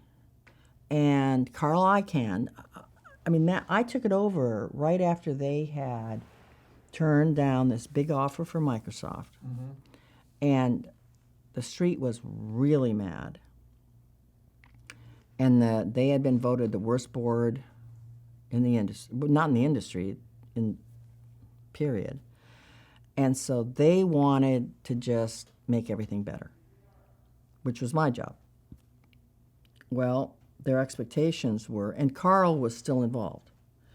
So Carl would call me twice a day,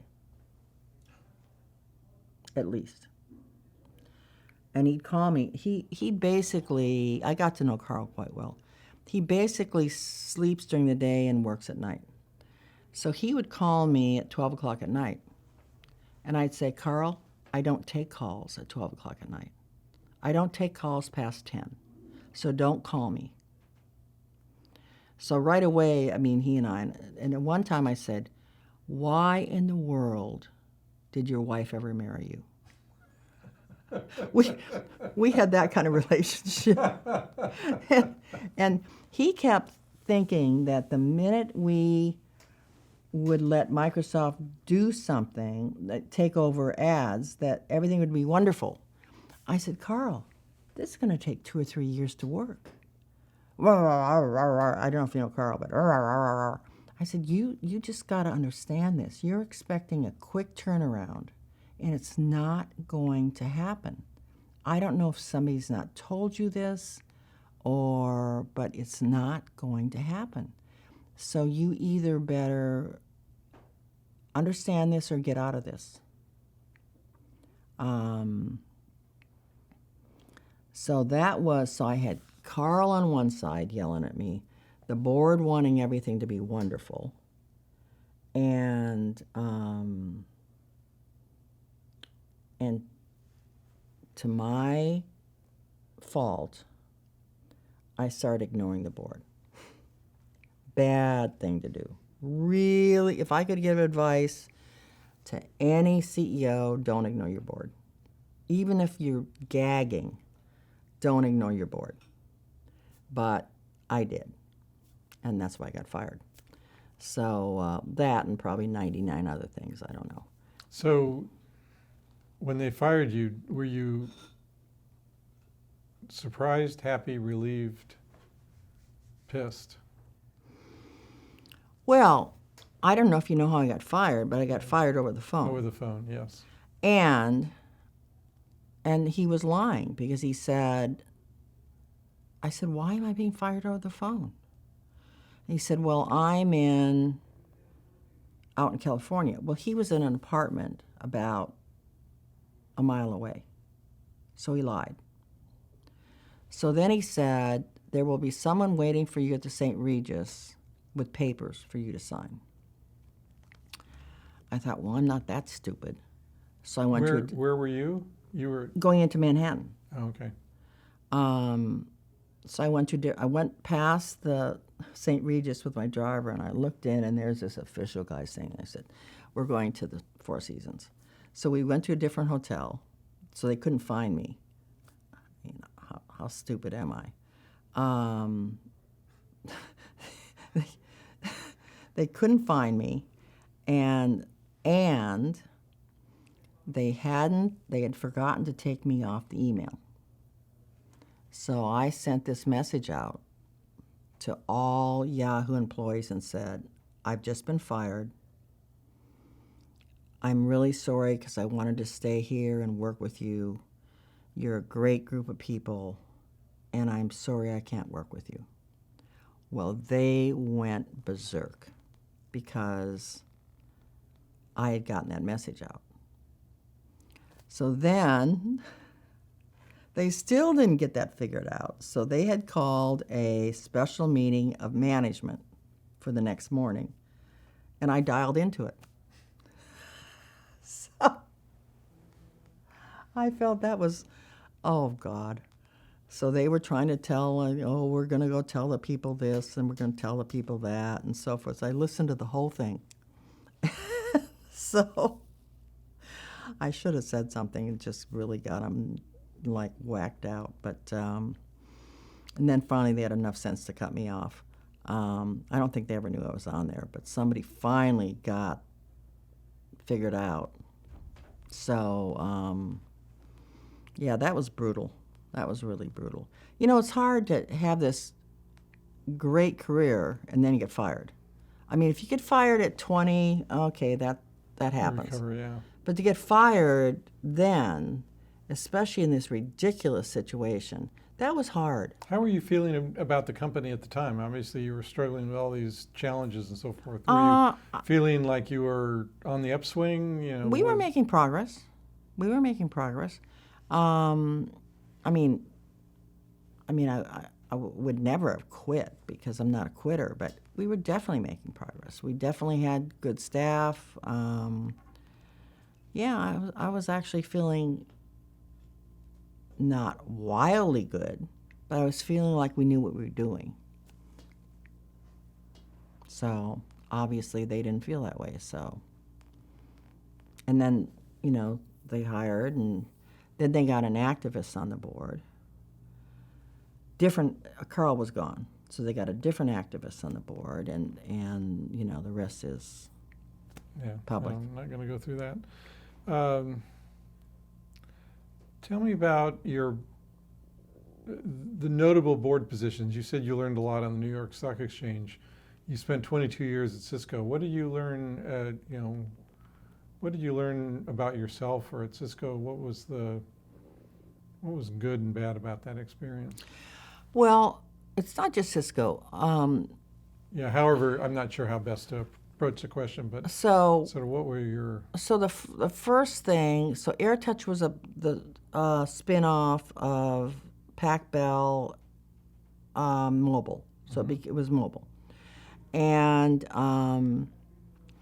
so one of my board members asked, I have to tell you this story, asked if I would meet with this woman, older woman, in the city who was the woman on most of these McKenna, most of these boards. You said one of your board, Autodesk board members. board members, okay. So, of course, I was going to go meet this lady. So we're sitting there like having tea, like this, in this old Victorian. And she said, I am supposed to vet you for a board position, but I want to make sure you understand that you're not to speak for 2 years. Well, that's not exactly my style. And so I said, I'm not to speak for 2 years. She said, no, you have to go in there. You have to be very subdued and not really be involved. You just have to sit there. And I thought, is that because I'm a skirt? I mean, what is this? So somehow I got around that, and I got put on the AirTouch board. Well, the AirTouch board was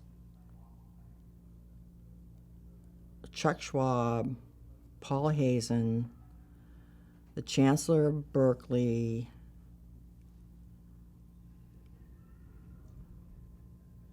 was George on there? George Schultz? I mean, they were the Transamerica guy that died.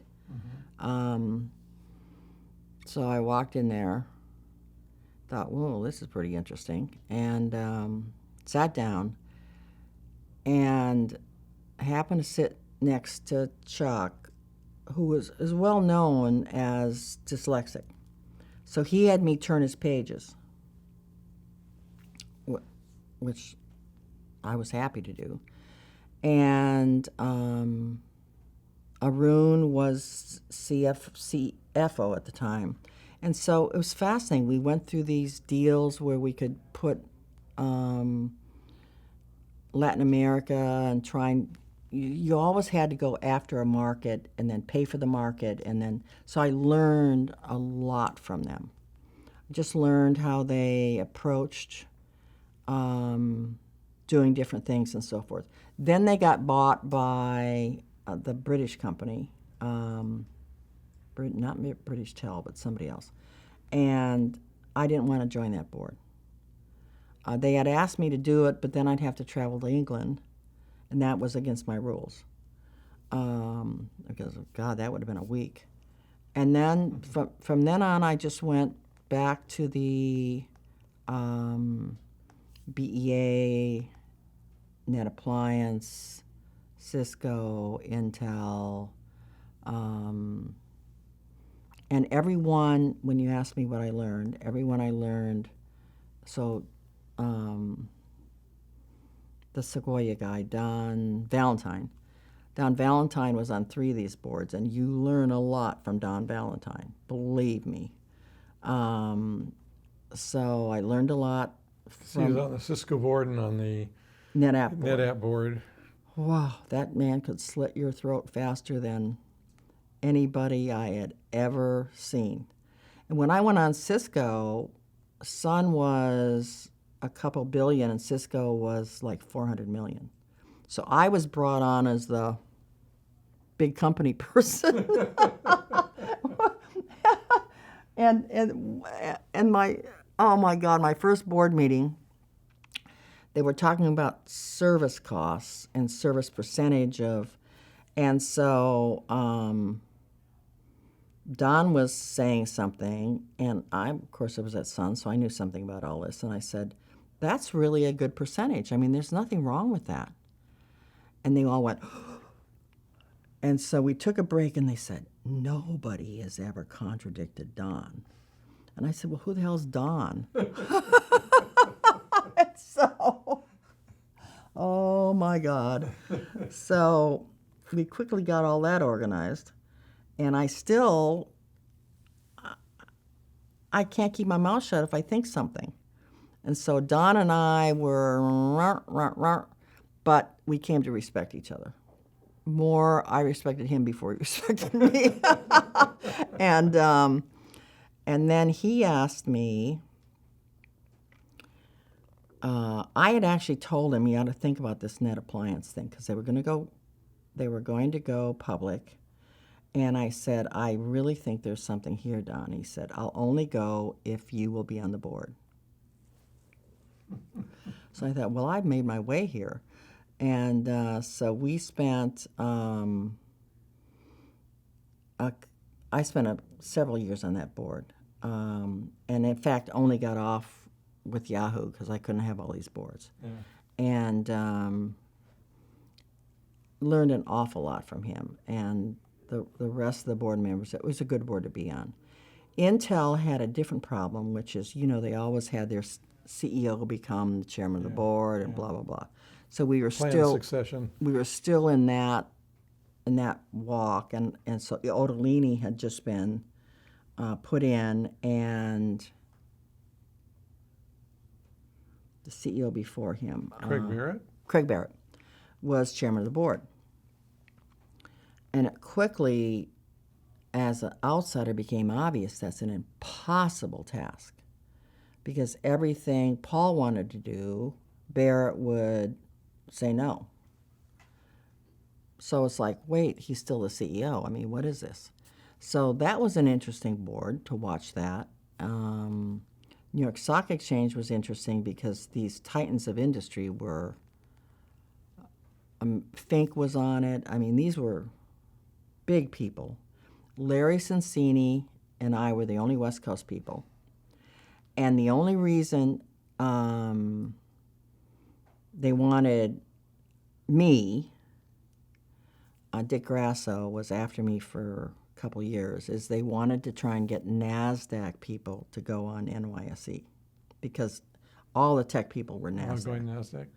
And so that's why they wanted me, and I assume Larry, except Larry is a big name. So again, in my true nature, I wouldn't keep my mouth shut. And when we got in that fiasco, whether after 9/11, whether Grasso should have gotten a bonus and all this stuff that happened, I stood up for him and whether he should get his payout, which he was owed. I mean, he put money into this thing and he was owed this payout and they wanted to take it back. I said, you can't take it back. I mean, this is crazy. I said, we got to resign. The board ought to resign, not Grasso. Well, It's probably not a popular position to take. so anyway, that one ended. Yeah, so I got in trouble a lot. So you left Yahoo. Did you tell yourself you weren't going to do that again?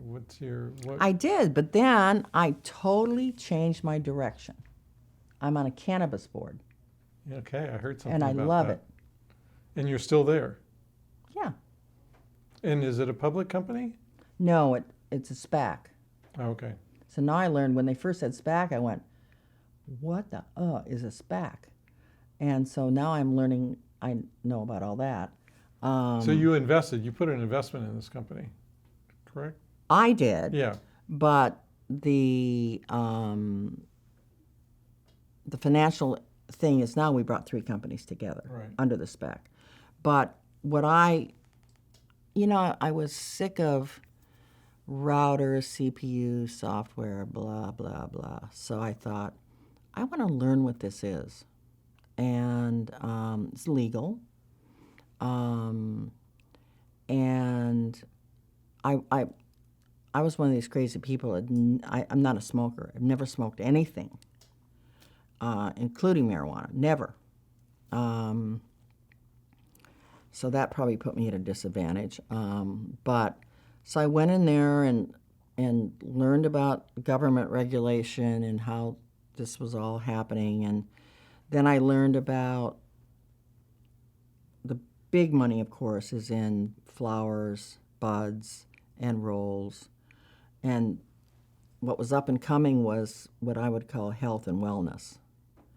And so since I didn't know much about that, and I was learning about it, I was really focused. I was interested in health and wellness, which is not only cancer and all that where you smoke, but salves and that sort of thing. And so we've had a lot of management changes, all the classic things, except it's cannabis.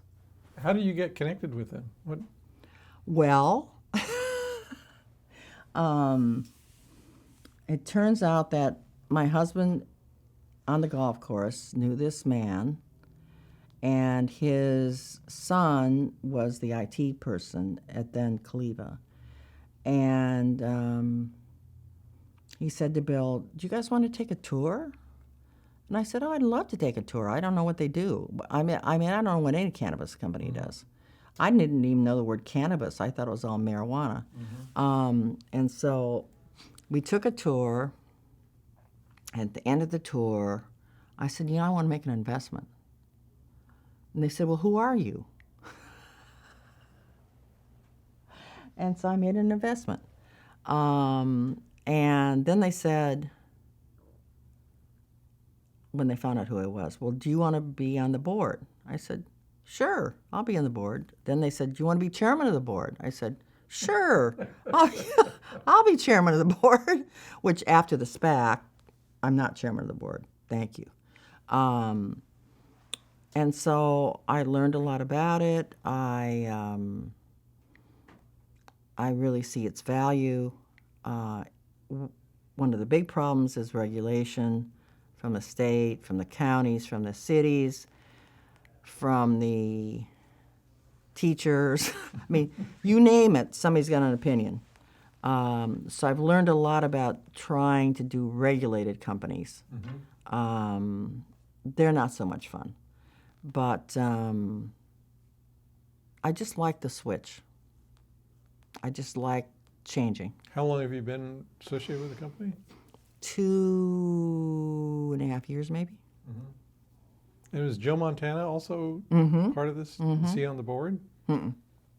He's an investor or something? He's an investor, and Jay-Z is one of our ambassadors, and we make special products with his name on it. So and that happens a lot in cannabis, is you get one of the rappers or. Yeah, right. And so Jay-Z's been good for the company, and we got a new board when the SPAC came in, and so you have people from all these different companies, and plus the main investors. So that's been interesting. Normally boards form and they come on one at a time. All of a sudden we had a brand new board, and that's been interesting. Just trying to figure out the personalities and who's got what investment in their mind and so forth. So it's fun. It keeps me going. Is the company growing slowly, rapidly? The nursing company is growing medium. It's growing rapidly, but we have a lot of costs because we're growing rapidly. And we also still have the problem of Humboldt County, because once they found out all the taxes, because it's like 52% tax on all these products, because the county wants some, the city wants some, the blah, blah, blah. So once Humboldt County came out, they thought, oh, now we're legal. And then they found out that every product had to be plus 50%. They went back in hiding. And so we have the illegal, if you will. And our product is tested every week by the state. And that's the problem I have with the hemp products, and there's no testing on these products. And people are getting kind of sucked into some of this not so good stuff. So I'm just learning a lot, and I'm having fun, and it's different. And I didn't want to go. I'm not go on a charity board kind of person, because they don't run very well. When I go on them, I want to run them because they just talk too much. Well, we're going to wrap it up soon, but just touch a little bit on your personal life. You were married when? You have children? Tell me a I little bit. have married 33 years ago to a wonderful man, Bill Marr. I have 2 stepchildren, but they were 6 and 8, so they're my kids. We have a girl, so we have a 42-year-old, a 40-year-old, and a 32-year-old, 5 grandchildren. So I'm grandma, and I have a special thing that I do. I have a magic pocket, and in the magic pocket is always some treats. Now, treats could be a little car, it could be a little doll, it could be gummies, but they come up and say, "Is it magic pocket time?" So I love being a gram. They live in the area, everybody close by? 3 grandchildren live in the area. Our son went on a, not a sabbatical, but a worked for Autodesk for 3 months, came back 19 years later. Married a British girl. Went to Autodesk in Europe or something? No, in Hong Kong. Oh, Went to Hong Kong, was supposed to be an intern for 3 months and never came back. oh, I see. And so he got out just before the mess. Handover. No. Or just before the riots? He got over a year ago, just before the riots. Okay. Just got his family out, and he's living in Woodside. And so I see those 3, and the other 2 grandchildren are in Memphis, and the youngest has none yet. So she lives here. So it's a great life. Sounds wonderful. It is. What have I missed? Well, I know millions of things. millions of things. But is there anything you'd particularly like to talk about or highlight that we have not? Nobody ever asked me about X, and so I'd like to. I'm a pretty big talker. I mean, I don't hold anything back, so I don't think you've missed anything. I mean, I could go on for hours just because you notice I'm not afraid to say anything. But no, you've certainly got the highlight. Certainly. Okay, well, it's been a pleasure. Thank you, Carol. Appreciate you welcome. spending the time. It's fun to be here.